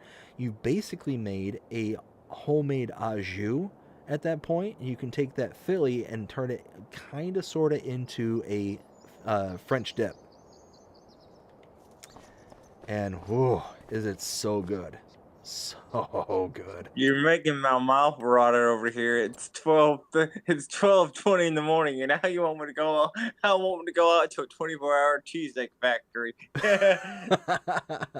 You're welcome. Oh man, but no, it's like I said. If you go to your local Publix, right, look for London broiled roast beef, and that is the one that you want. Don't go with anything else other than the Boar's Head London broiled roast beef, because it is delicious. It is so good. And when it comes, or like when you get it first sliced, it is like really like raw, I guess is the best word for it. It's like really nice and pink in the middle, and then just boiling it off, like I said, it just imparts all those like juices and flavor from the roast beef itself. And the mushrooms, when they cook off, they impart their own flavor, and oh man, it's so good. I found the cheat code when it comes to the cheesesteaks there. Yeah.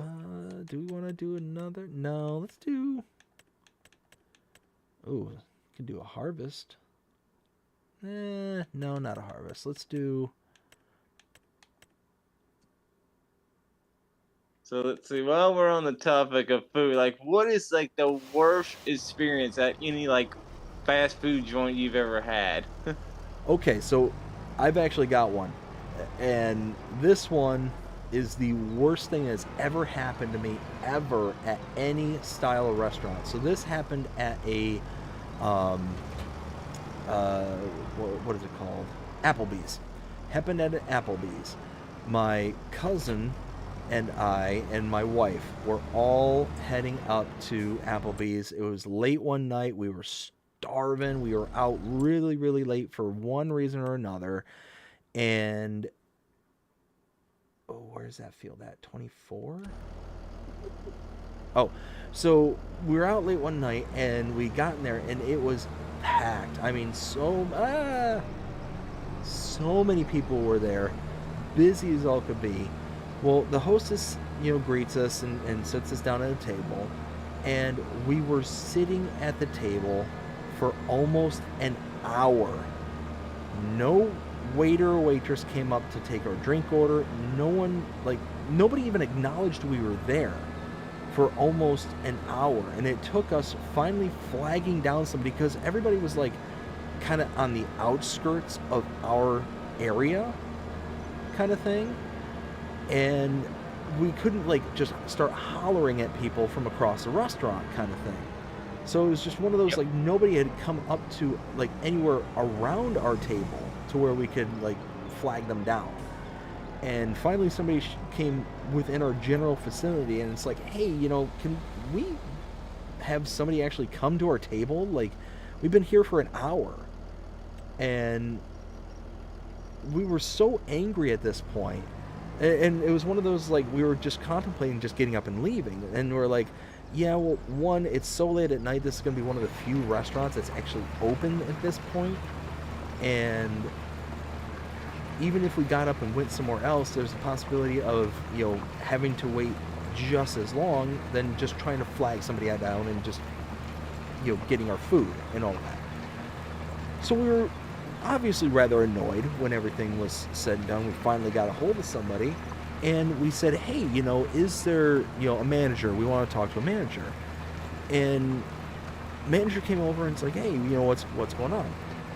And we told him, it's like, hey, we've been here for almost an hour, and nobody came to our table. We've been sitting here just waiting for anybody to just take an order.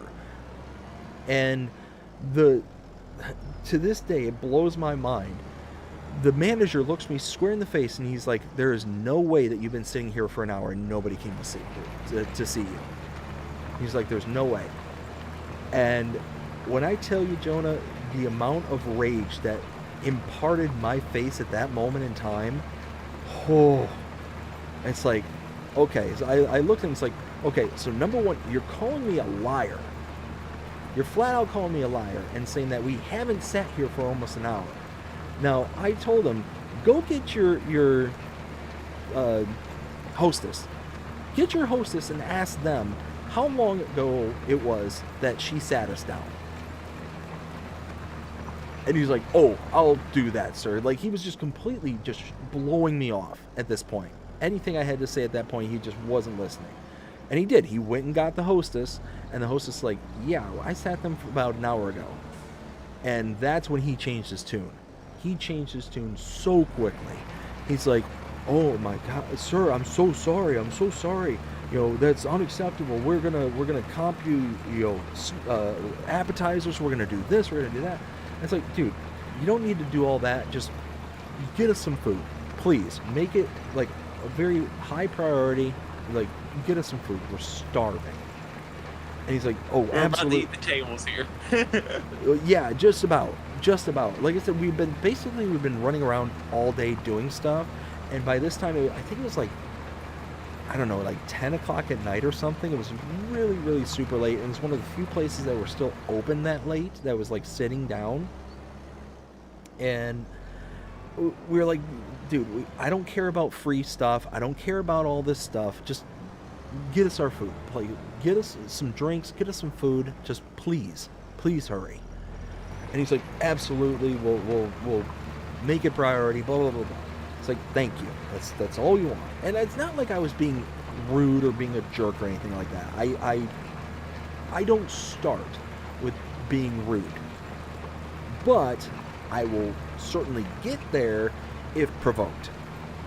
It's one of those where, especially when it comes to like people in the food industry and hospitality in general, I really don't like to get upset with them because they got enough to deal with already. There's no reason to kind of beat down somebody's throat, especially right off the bat. I can't tell you the number of times I've seen people just like start at 11 when it comes to, you know, a situation. And 99% of the time, if you were just kind and nice to a person, and we're just kind of like, hey, you know, this is what's going on, can you do something to remedy it? They'll bend over backwards. Most people will bend over backwards to make sure that they have a good customer experience, you know, especially when they're in the hospitality industry. They're, you know, the customer facing industries. But I know with certainty that most people also, that if you cross them, will do everything in their power to be the least possible helpful they can be, while giving you the quote-unquote satisfactory experience for resolving the issue. Yep. So, perfect example of this is I've got family who used to work at a Hungry Howie's, and one time they had somebody come in and basically they ordered a pizza from their online service, like the website, and where they were located, it was basically on a road where it was divided by east and west, and there was a Hungry Howie's on east portion of the road and west portion of the road, and the dividing line was like Main Street in this small town. Well, this person ordered it for what he thought was, you know, this person's store, but it wasn't. It was for the other store, you know, located on the other portion of town. Well, this person ended up saying, hey, you know, like comes in there and just breathing fire. It's like, I ordered pizza, it's not here, what's going on, blah, blah, blah. And he's just freaking out, and he's blaming everybody but himself. And this person's like, look, you know, it's because you ordered it for the wrong location. Now, if you want, I'll put your pizza in, I'll make it, I'll do everything I can to make this right by you. And he's just starting to breathe fire at this point. It's like, oh no, you screwed up, I didn't screw up, you did this, you did blah, blah, blah. He's just freaking out. And finally, the manager is like, look, you know, I could help you right now and put in the pizza. It would be hot and fresh. It'll be 20 minutes at most. But now, because you're sitting in here yelling, screaming, and doing all this stuff, I'm just going to ask you to leave, and I'll cancel your order. And that's what he did. He ended up just canceling the order. And it's like, look, you're not going to sit here and scream and yell and act like this. This is a place of business. This is not your personal temper tantrum space. Look, I get that. I totally do. That's not fair. Well, and I believe that the customer should be, how do I want to say this? The saying the customer is always right is good in principle, but in practice it doesn't work. Yeah, like I agree. Like you can make a mistake, but then you don't want to own up to your mistake. Like just Well, and it's one of those where as a business owner, you always want to make sure that the customers are satisfied, and you want to do everything that's within your power to be able to have them leave satisfied, because for obvious reasons. You want them to be a repeat customer, you want them to say good things about your business. You always want people to leave as if they are feeling like the most precious thing in the world to that business, and they absolutely are. But there are absolutely times where people just go way too far. I know I've told this story before, but I was a cashier at Target many years ago, back when I was like 16, 17 years old. And there was a particular lane in this store that I worked at. It was aisle 9, I'll always remember the aisle, that had a support pillar right in the middle of the aisle. And it was only big enough to let carts in on the one side closest to the belt of that aisle. Well, in those days, because Target has to be different from every other, store that's out there, even back in those days, they had carts that were different from your stock standard cart. They weren't like a grocery store cart with the metal wires. They weren't like a Walmart cart, anything like that. And back in those days, it was very popular for parents to have these particular type of seats that would actually snap in to like bases. And they're still popular today, but not to the same extent. And they were designed in a way to where it would actually snap into the metal grocery carts. They were just spaced just perfectly. I don't think they were designed that way. They just so happened to work that way. Well, at Target, because they had to be different, you couldn't snap them in. Well, parents realized that, well, if I turn the car seat sideways, it would sit in the where the seat portion actually is, like for toddlers and stuff. Well, again, that makes it now wider than the cart is, and there's an overhang. Well, a woman came in with her toddler, or not with her toddler, but with her baby in the car seat. She proceeded to go barreling through the aisle and hit the baby's car seat against that support pillar, and came flipping the baby out of the car seat and into her arms. Thankfully, she caught the baby. The baby was fine. But needless to say, she lost it. And as a parent, I get it. I understand that, you have a visceral reaction when it comes to the safety of your child and whatnot. I get it. But she lost it. She was freaking out and screaming at me. And I didn't handle it the most professional. I should have done better, but I didn't.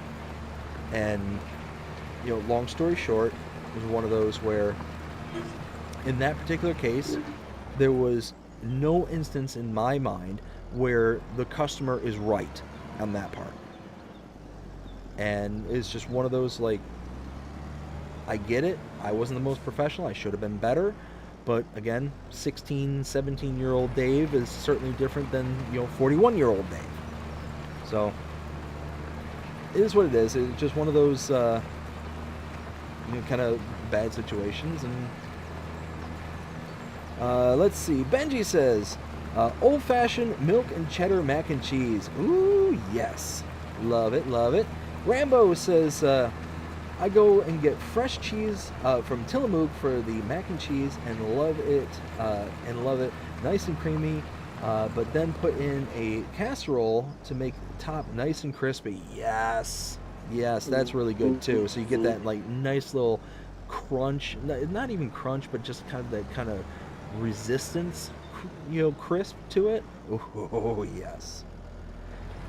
Rambo says combination of garlic, chili pepper cheddar, mozzarella, Kobe Jack, provolone, and sour cream cheese, and some cream cheese, all from Tillamook. I live about 1.5 miles from where their dairy is located. It's so good. Oh, Rambo. Rambo, Rambo, Rambo. That sounds delicious. Yeah, Tillamook is great. Tillamook is fantastic. And I just recently made a discovery. It's not Tillamook, but I don't know why it just kind of dawned on me.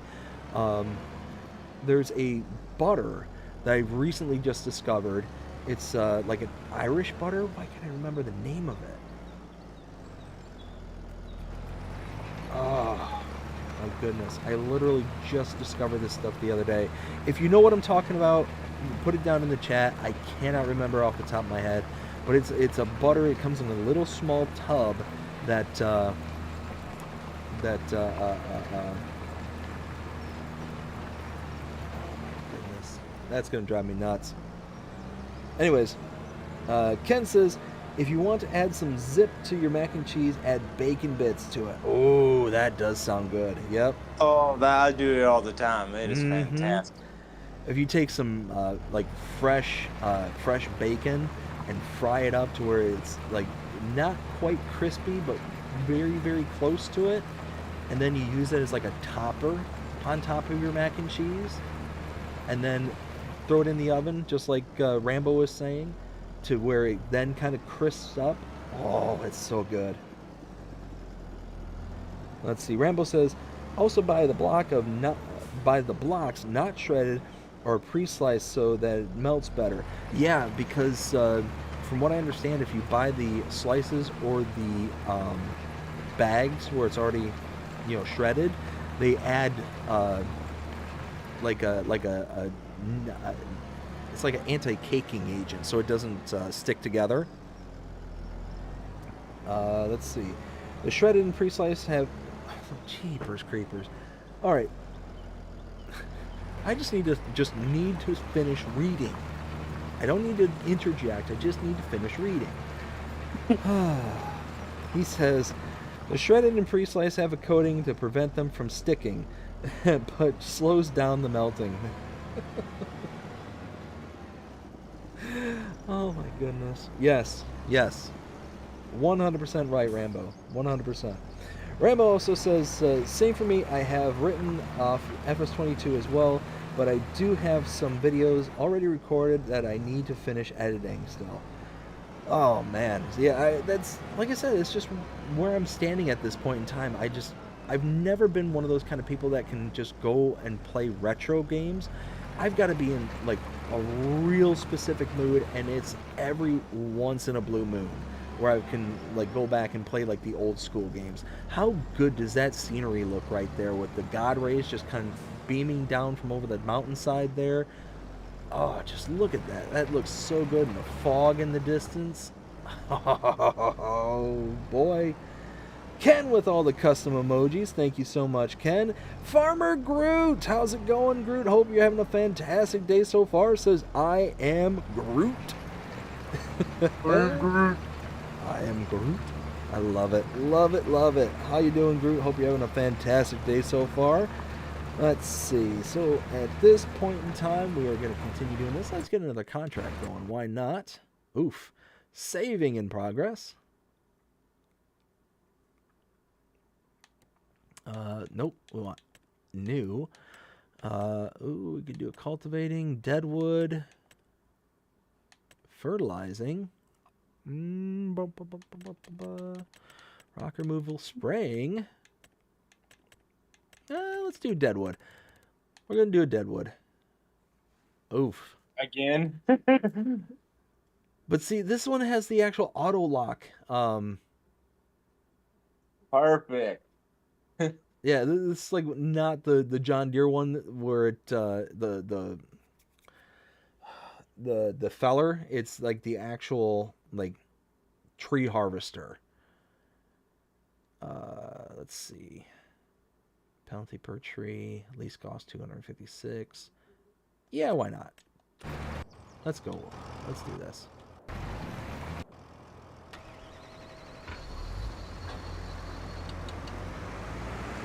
Alright, so... You see, this time I'm going to be a smart guy. I'm just going to... Or at least I think I'm going to be smart. Create job. Set destination.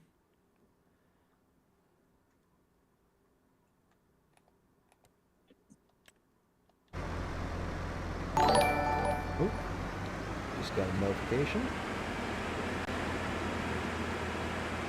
Badman74X just subscribed to the channel. Badman, thank you so very much. Greatly appreciate it. Let's see. So at this point,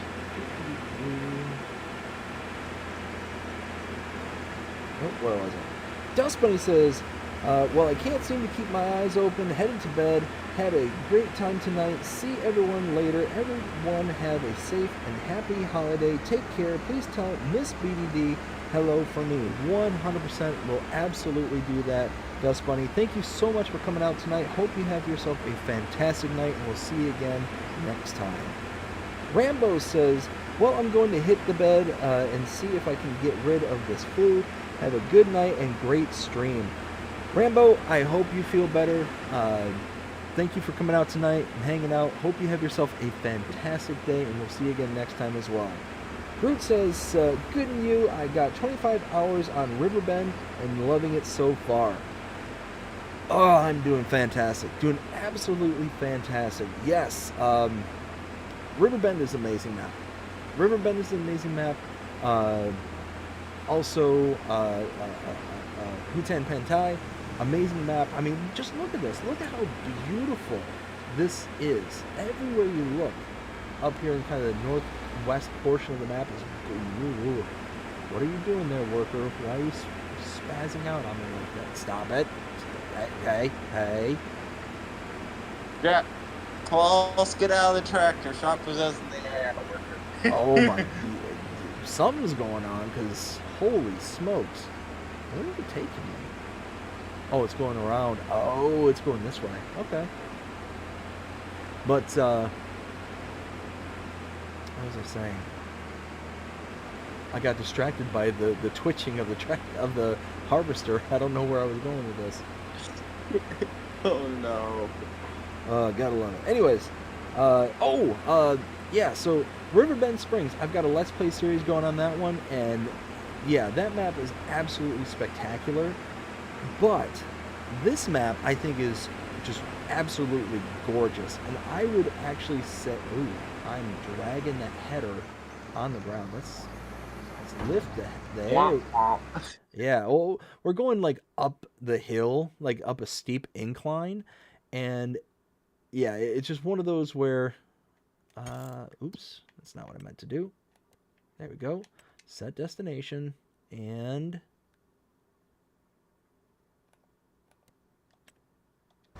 there. But it's just dragging across the ground because of how steep the incline is. Let's see. But yeah, I think that this map is more beautiful than Riverbend Springs. So if I was rating beauty, like just straight up beauty on like the rankings kind of thing, this would be first. Riverbend would be second, Zalong the third, and a distant third. But yeah, I mean, look at this. I mean, you look around and you just see all this different elevation changes, the different kind of forestry bits that are around here. Just it's absolutely gorgeous up in this corner of the map. And then you go down to the kind of southeast portion of the map, and that's where you're in like the town, the city portion, and that's even like. It's beautiful in its own right.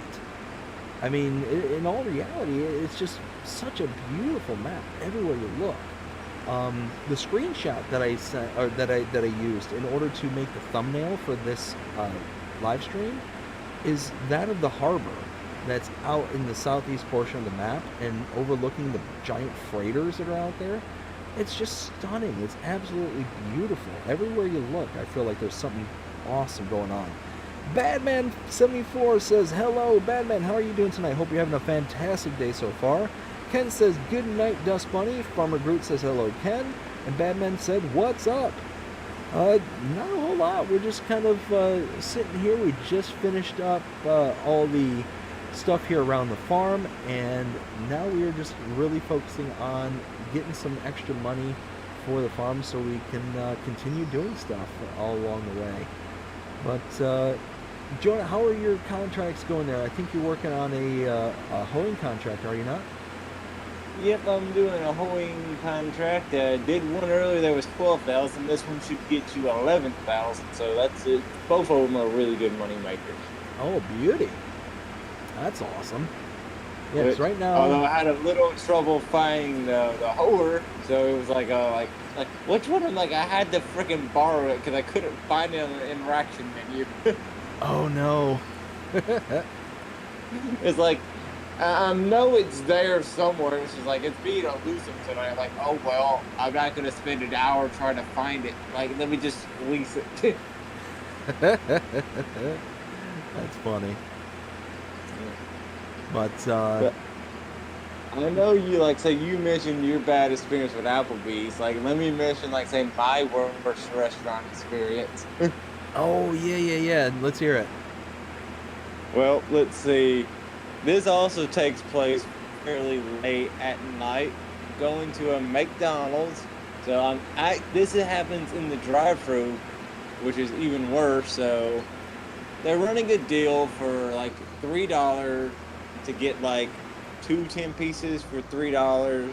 So I'm like, okay, that works. That's 20 nuggets. That's a lot of good food. Well, I get up to the first window, pay for my food, pull up to the second window, sit there for 7 minutes while anyone coming to the window. And then they come up to the window and ask me, can I help you? I'm like, I'm waiting for my food. Don't you already have your food? I'm like, do I look like I have food? I've been sitting here for 7 minutes. Don't get an attitude with me. I'm like, I'm not getting an attitude. I'm saying I don't have any food in the car. And then they ask for the receipt to look at it. I'm like, it's just 2 10 pieces. They're like, 10 medium 10 piece, right? I'm like, no, just 2 10 pieces. They keep insisting it's a medium 10 piece meal. Oh, jeez. I'm like, so finally they just asked me to come inside. I'm like, well, they just insist that it is a 10 piece, despite what the receipt says. Even the manager just says it's a 10 piece medium meal. I'm like, you know what? Forget it. Wow. That's nuts. But I'll counter that with my best restaurant experience, but actually happened back on my trip, that I took recently. Okay. So, went to this place. His restaurant's called the 99. And, man, this place was fire. I mean, my food I got was fire. Probably they brought out the most interesting appetizer. They brought us popcorn. Really? I'm like, most places, they give you chips or bread. I'm like, they brought us popcorn. I'm like, well, that's unique, but our waiter was super duper cool, like, say, he even bickered with me, like, no, this is Boston, Massachusetts. So I was at the time kind of wearing something that was insulting everybody. I was wearing my Atlanta Braves hoodie on. Oh, and no. He was like, you're in the wrong territory for that. I'm like, what do you mean? I'm like, you're in Red Sox territory here. I'm like, oh boy, do I need to hide this? Like, nah, I'm just messing with you. But the most highlight is at the end of the meal, I just wanted some like ice cream for dessert. They put it on the house. Oh, wow. I'm like, because they said usually no one orders ice cream, just ice cream. So like, well, they gave me 2 scoops on the house. As long as I stood up, it's like, hey everyone, look, there's an Atlanta Braves fan here. I'm like, oh boy. It's like everyone's like, boo. I'm like, okay, bye. Oh no. But, I mean, it was all in good fun, Oh, sure. That's why Oh. I'm like, so that's why like never I'm like, have I had that much fun?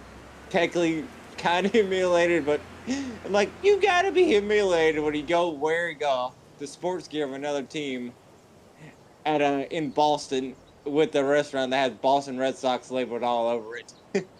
Oh, so like it was like deep red territory and Like deep. I mean, there was a jersey sitting right behind me at the booth. I'm wearing an Atlanta Braves jersey, and there's a Boston jersey right there. oh man. So yeah, you were like playing with fire. I was playing with fire, but luckily, everything worked out in the end. Oh, for sure.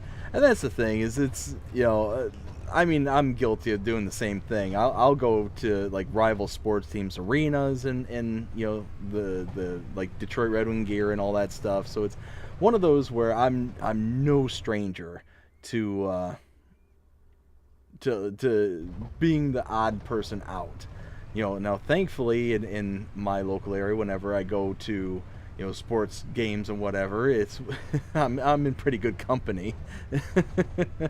There's plenty of Wings fan that will travel. Mm. But also on that trip, like we also had the worst luck with Dunkin' Donuts. We went over 5 on trying to find a good Dunkin' Donuts.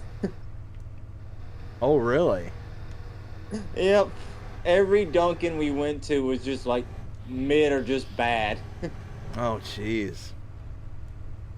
But That's no good. I'm more of a Krispy Kreme guy, so we blame our driver who is a Dunkin' guy, but me and the other guy are Krispy Kreme, so it's like we're already on a bad foot there.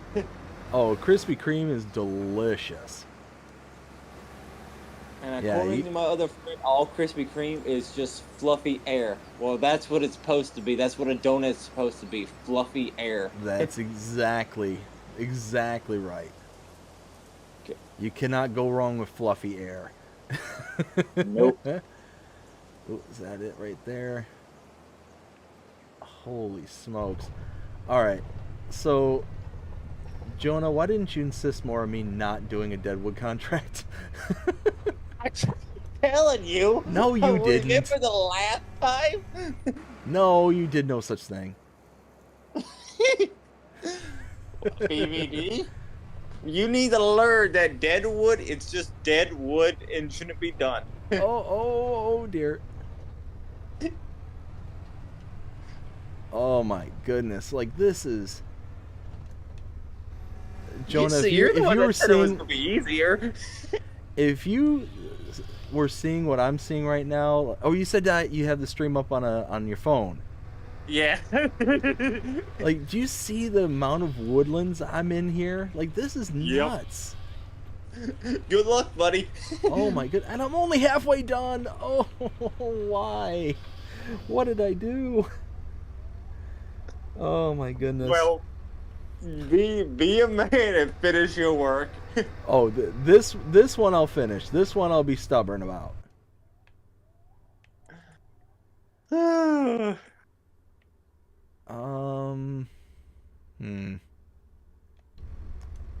Okay.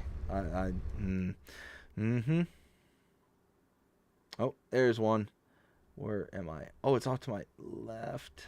Yes. And something else I found unique about this trip, when we went through Jersey, did you know Jersey's completely self-serve gas stations that you cannot get out of your car at any gas station in Jersey? I to pump did your know gas? that.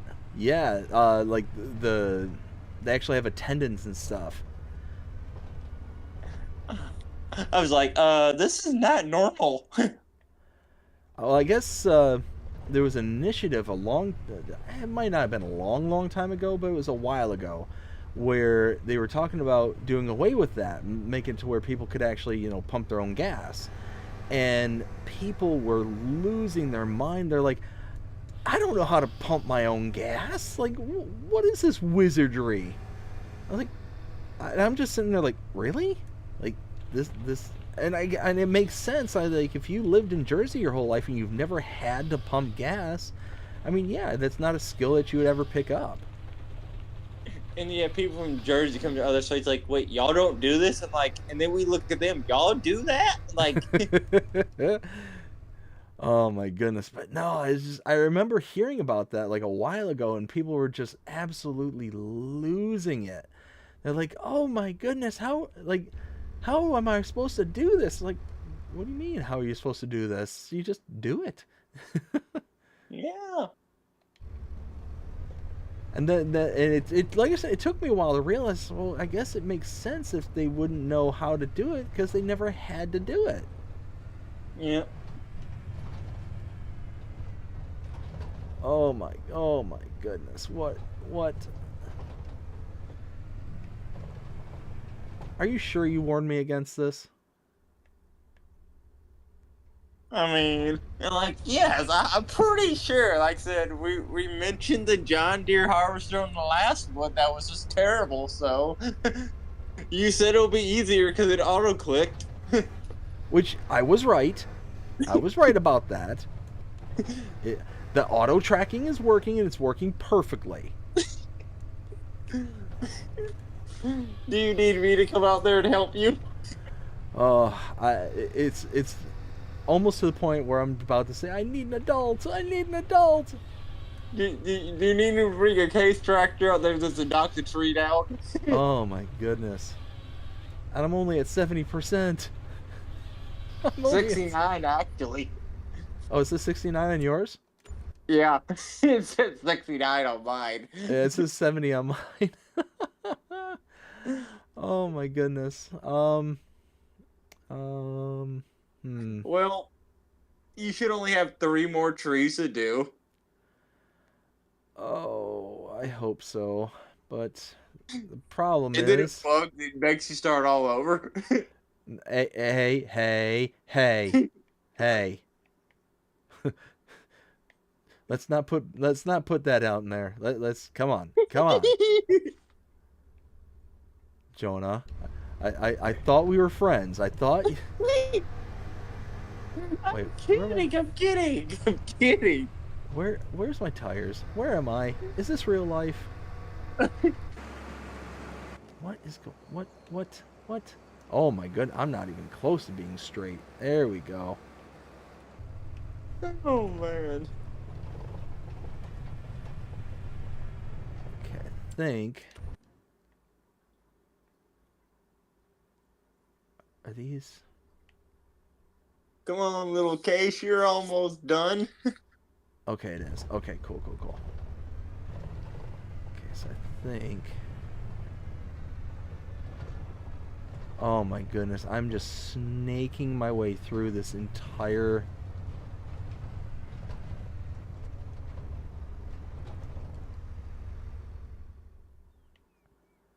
Okay, I'm almost there.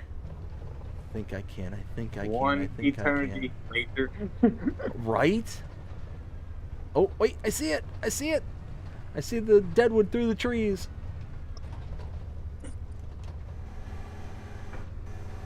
Now, dead wood, it's just exactly what it is. It's just a dead tree. It's not like other people like, oh, is it a dead wood tree? No, it's just dead wood.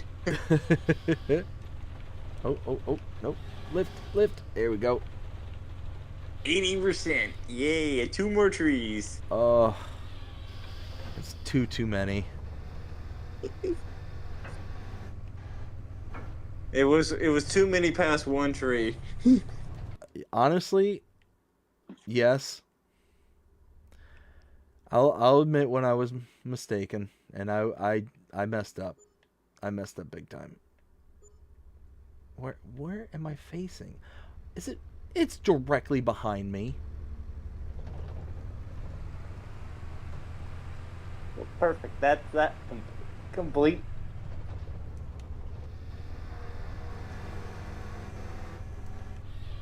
Don't mind me. I'm just gonna drive over your field back to the shop to pick up something else. All right, there we go. Got one more, and of course, I'm probably on the complete opposite side of where it's at. Woo.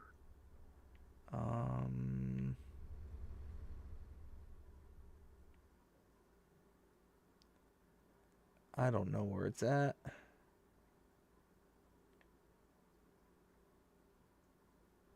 Scan. There it is. Where are you? Where is that? Where is that in relations? It's over by the road. Let me make sure that's got the marking. It's got the marking. I found it. Jonah, I found it. Yay! But there's a problem. There's What? a big, big problem. You can't fit, can you? I don't know where it's at. No. Oh, that's all the way on the south side of the circle. Okay, I know where it's at. I know where it's at. I'm going. Oh my goodness, I'm not You need me to driving go up straight. there in the case and help you look for it. I don't think so. I just need to get to the road. Can I squeeze? Think thin? Oh, that's not thin. Oh my goodness. You have to pay for damage on that tree, on my vehicle. Okay. All right, I'm back out to the road. Oh my goodness, I got one more tree. Where is it?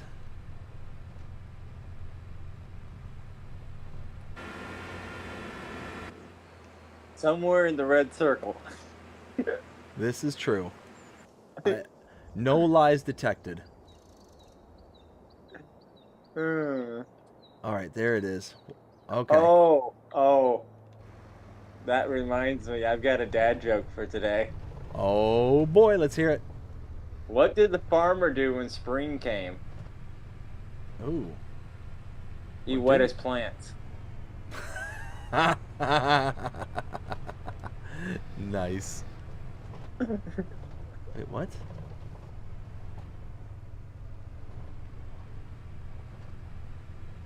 All right, where am I? I mean, at least it gives you a general area. Imagine if it didn't give you a general area of where it's at. Imagine, like, if they didn't circle what field you had to go to. Like, oh, it's field 42. Where's field 42 on the map? I found it. You are mine. And...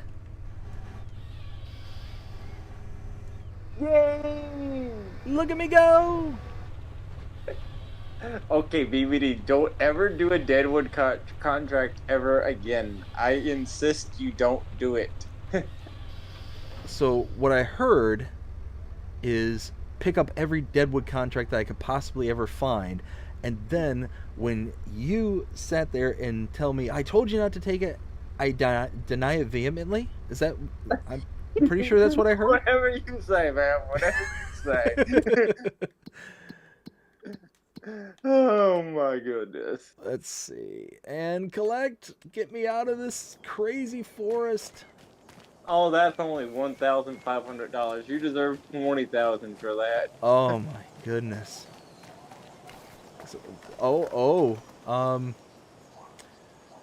Okay, so in the game of hide and seek, I win.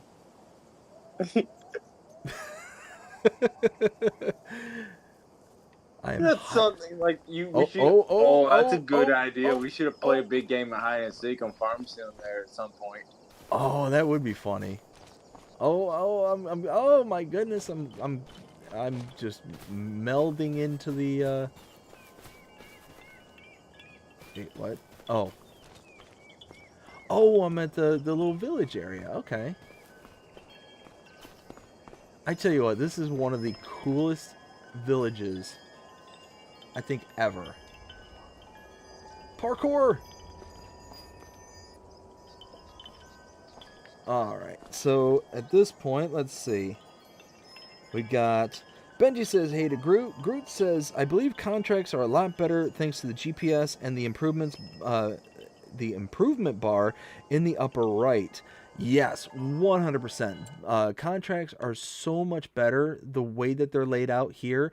I even like how they split up all the grass care contracts. I love how it's all like separated now, because you don't have to dedicate a ton of time to every detail of a baling contract. You're able to just focus on that one small portion of it, and you make a decent amount of money. I mean, it works out really, really well, and I love it. Absolutely love it. Let's see. Groot says hi to Benji. Ken says, easier to walk around with a chainsaw. LOL. Ken, where were you about 20 minutes ago? Because you're right, that would have been so much easier. Jonah, why didn't you think of that? I just got what he said. And you know what? I'm pretty sure I have... Wait, do I have a chainsaw? I don't. I don't have a chainsaw, but you know what? Wait. Ah. Well, oh dear. Oh, well. You want a blooper? You can find one. The case is, stuck. I can't get to it. Oh. Oh. Well,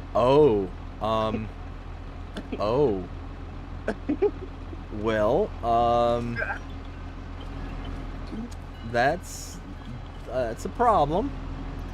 Houston, we have a little problem. But I don't think that tractor is getting out of there anytime soon. Let me knock on the door here and just let them know. Say, hey, BDD Gaming's guest Jonah just decided to redecorate your lawn. I was exploring the village. Monster jammed off a civilian and got stuck there. So Jonah, just a friendly piece of advice. The vehicles with the wheels on them, they actually belong about right here in the road. I thought they belonged on the roof of a house. I mean, it's a very common mistake. I can understand exactly where you would get that from, but it is indeed meant for the road.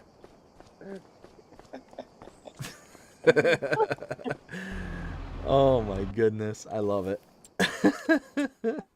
Hey, at least I told you about it. I could have just not told you, just let you find it later. Oh my goodness, it's like, hey, what's this thing doing here? I don't remember a tractor being a new house decoration. I just reset it. Perfect. Oh, I love this third person. I know, right? The third person for Farming Sim is like absolutely crucial. Love it. Absolutely love it. Cause I like how I can get in the tractor and it not just you don't just switch right from third third to first back to third. Let's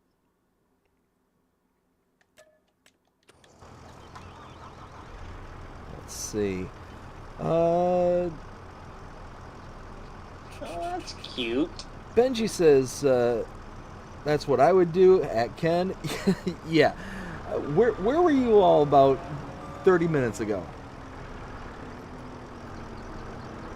DVD, I've got a DeLorean. Do we want to go back in time? Jonah, if you got a DeLorean, then I don't want to go back in time. No, I want to go forward in time. I want to be Marty McFly with the almanac. You got it. Oh, crud. I'm going the wrong way. Whoa, slow, easy.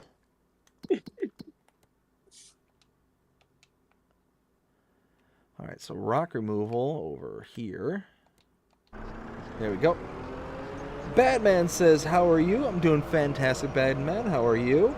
And also says, you on PlayStation or PC? I'm on Xbox. I'm on the Xbox Series X.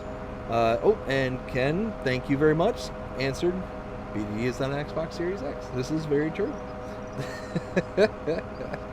Again, I should just read, continue reading instead of interjecting after one of these days, I'm just going to start just reading, and then decide, okay, I read this big old group of messages, but then I'd still mess it up somehow. Let's see. All right, so it looks like we're all caught up. Yes, beauty. I'll go do some more fertilizing. Why not? There you go. I think I'm gonna finish off this contract here, and then might start wrapping things up. It is 1 o'clock in the morning. I've got to be up for work in the morning. Luckily, I'm off tomorrow, but you know, I still need to be able to catch up on sleep so I can work for the Thanksgiving rush. Oh my goodness. Well, uh-oh. Ken says, quick, call a tow truck, LOL. I don't think a tow truck's getting you out of that situation. Like, Ken, like, if a tow truck got me out of that, I would be giving him, like, my whole credit card. If a tow truck could get me out of that mess. I'm pretty sure you don't need a tow truck. I'm pretty sure you need a wizard.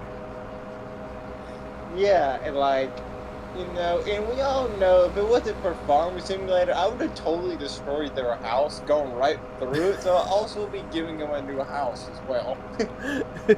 That's it. Yeah, like, it's one of those where now my mistakes look small by comparison.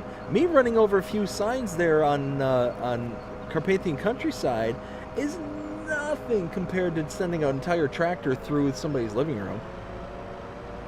Exactly. I mean, at least like I said, at least I owned up to it. I mean, I could have just left it there. I mean, I was considering it, but I'm like, well, you could use this to make fun of me. Oh man, it's all good though. One of those that we jest in fun. Yeah, but I mean, you've got probably a bazillion more bloopers than I do. Oh, that is 100% certain. Anybody can check out the channel and see all my channel shorts are pretty much consistent with bloopers. Yep. I mean, I'm still waiting for you to get that bell off my roof. What's that? The bell, you know, when you sent those bells flying, I told you one landed on my roof. I'm still waiting for you to get it off. I'm working out the logistics. I gotta figure things out. I don't think they make telehandler arms that long.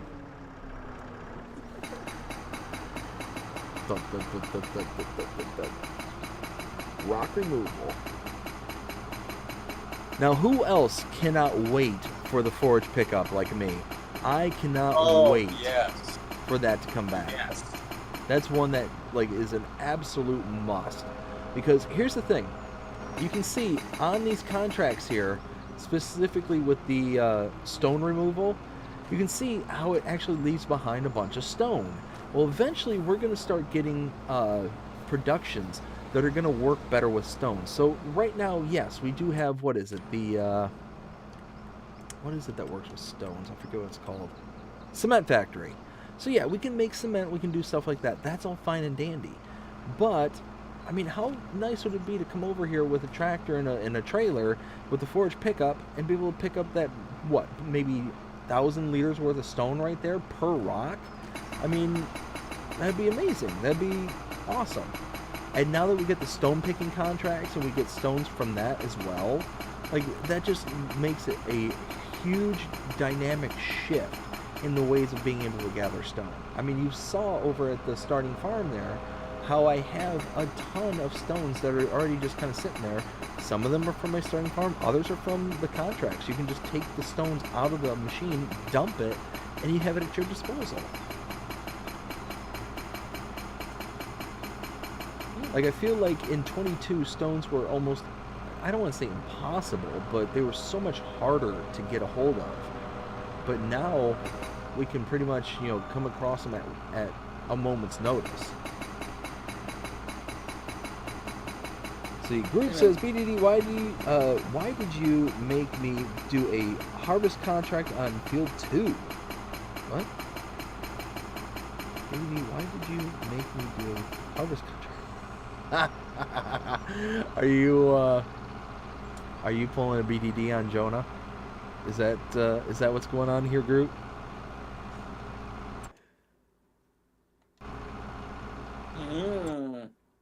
I see what he's trying to do there. Let's see. Okay. Collect. Oh, look at that. Very nice. Let's go here. Oh, you're up here. Okay. Visit.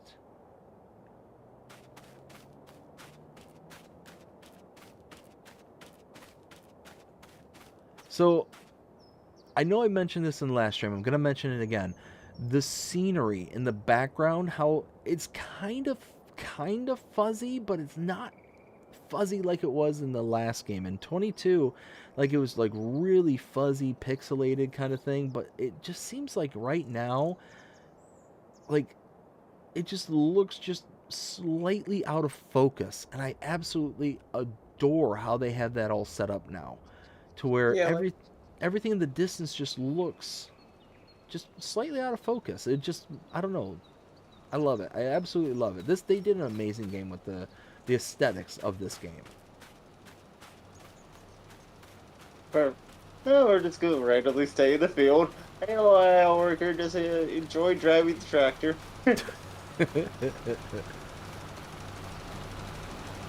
I'm catching the worker.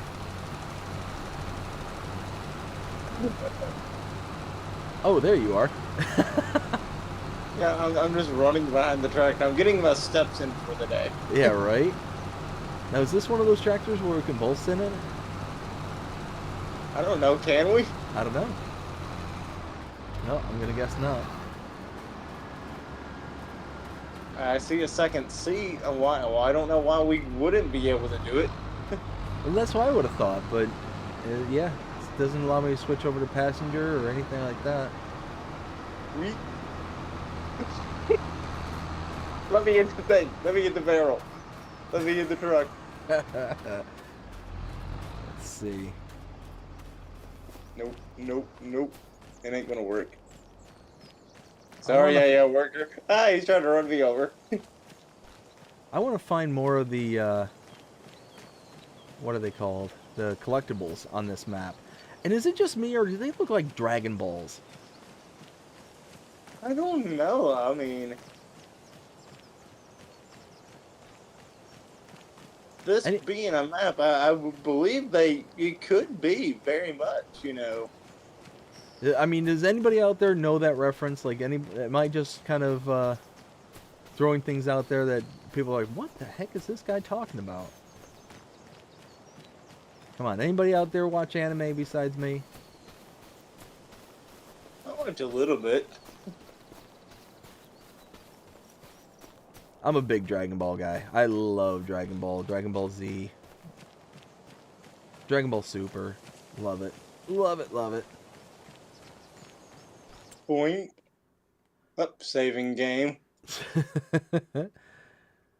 It just randomly pauses my game when that happens. It's because I go to the start menu and then it just makes me, does the autosave and Oh, stuff. it won't let me ride in the truck. Oh well. I have a feeling. Wait, what? That there's Dragon Balls. Wait a second. I'm in the case with you. Wait, what? Wait, I'm not in the case. Oh, I thought you were still in the case. No, I'm in town now. Oh dear. That's why I was able to get back in it. I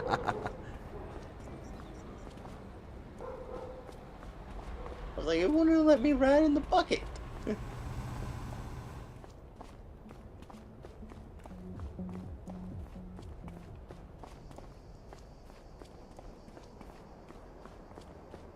I don't know.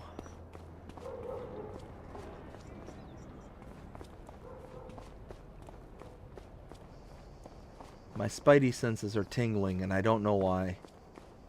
Like, No. I just feel like there's a Dragon Ball around here and I just want money.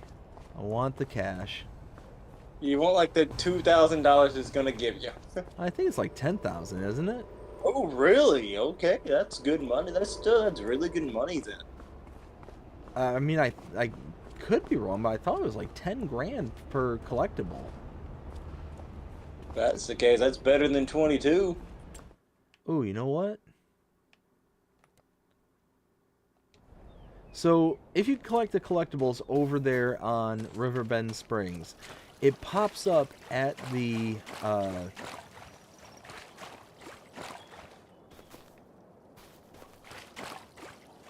wait, what?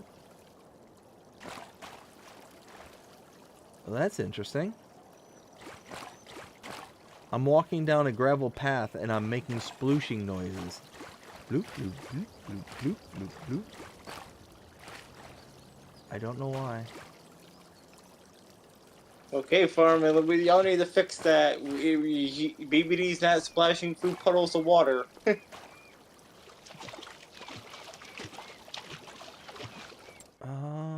Okay. But no, in Riverbend Springs, if you get the collectibles, they pop up in the grain museum. I don't know why I got distracted with just because of the noises. But I think that those little Dragon Ball things, they pop up in here somewhere, don't they? Yeah, there they are. Tell me those don't look like Dragon Balls. Yep. Hold on, let me go into first person. Oh, wait. Oh, they're like little orbs with the wheat symbol in them. Okay. There we go. Some more money made. Ah, beauty. All right. Well, I think it is now 1:30 in the morning, and I think it's going to be a good spot for us to go ahead and call it an evening. Let's see. Yeah, at least let me get this back over there to the farm before we do it. We're not just leaving it in a random field. What's that? Oh, the tractor? Yeah.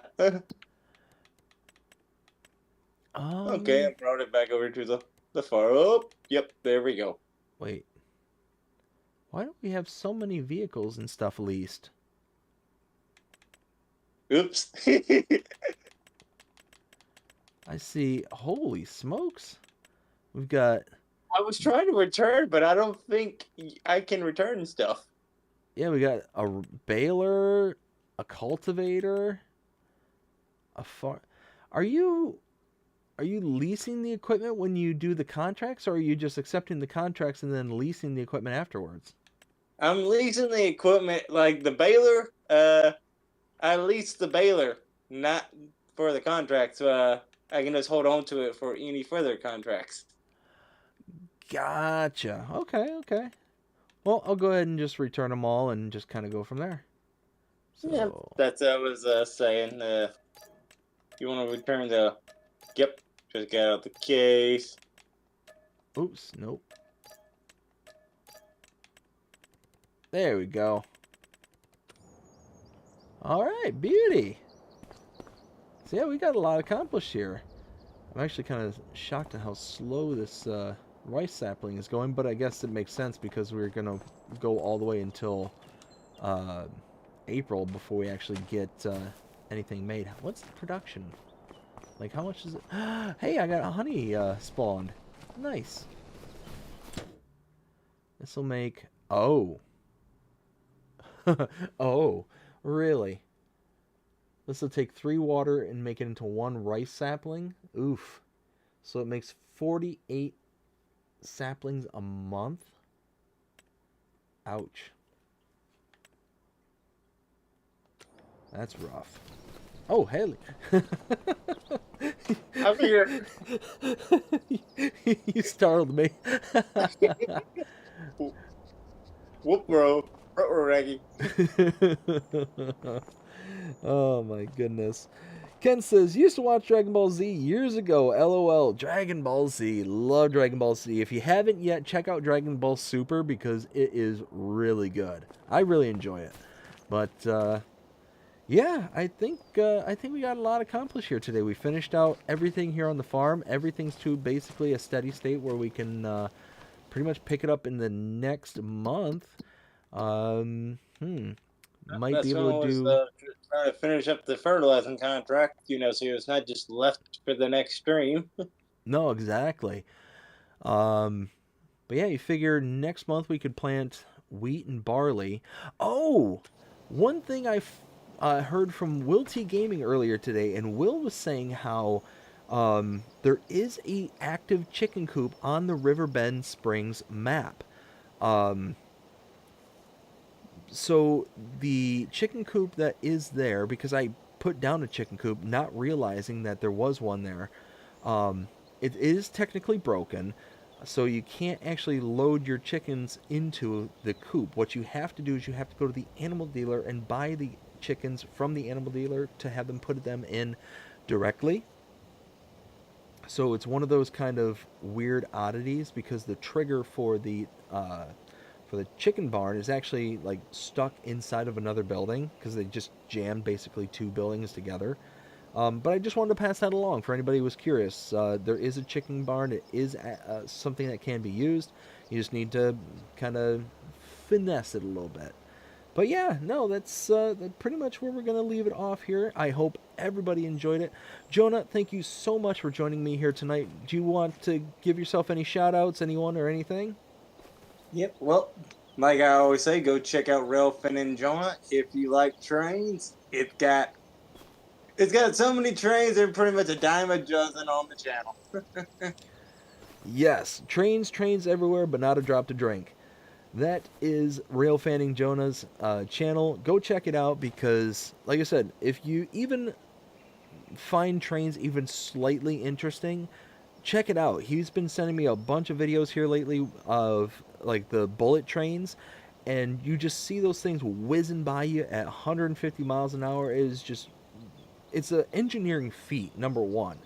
Um, but then you start thinking about like all the different things that the trains can do, from being speed trains like I was just saying, to being heavy haulers like the four engine train that we were talking about earlier.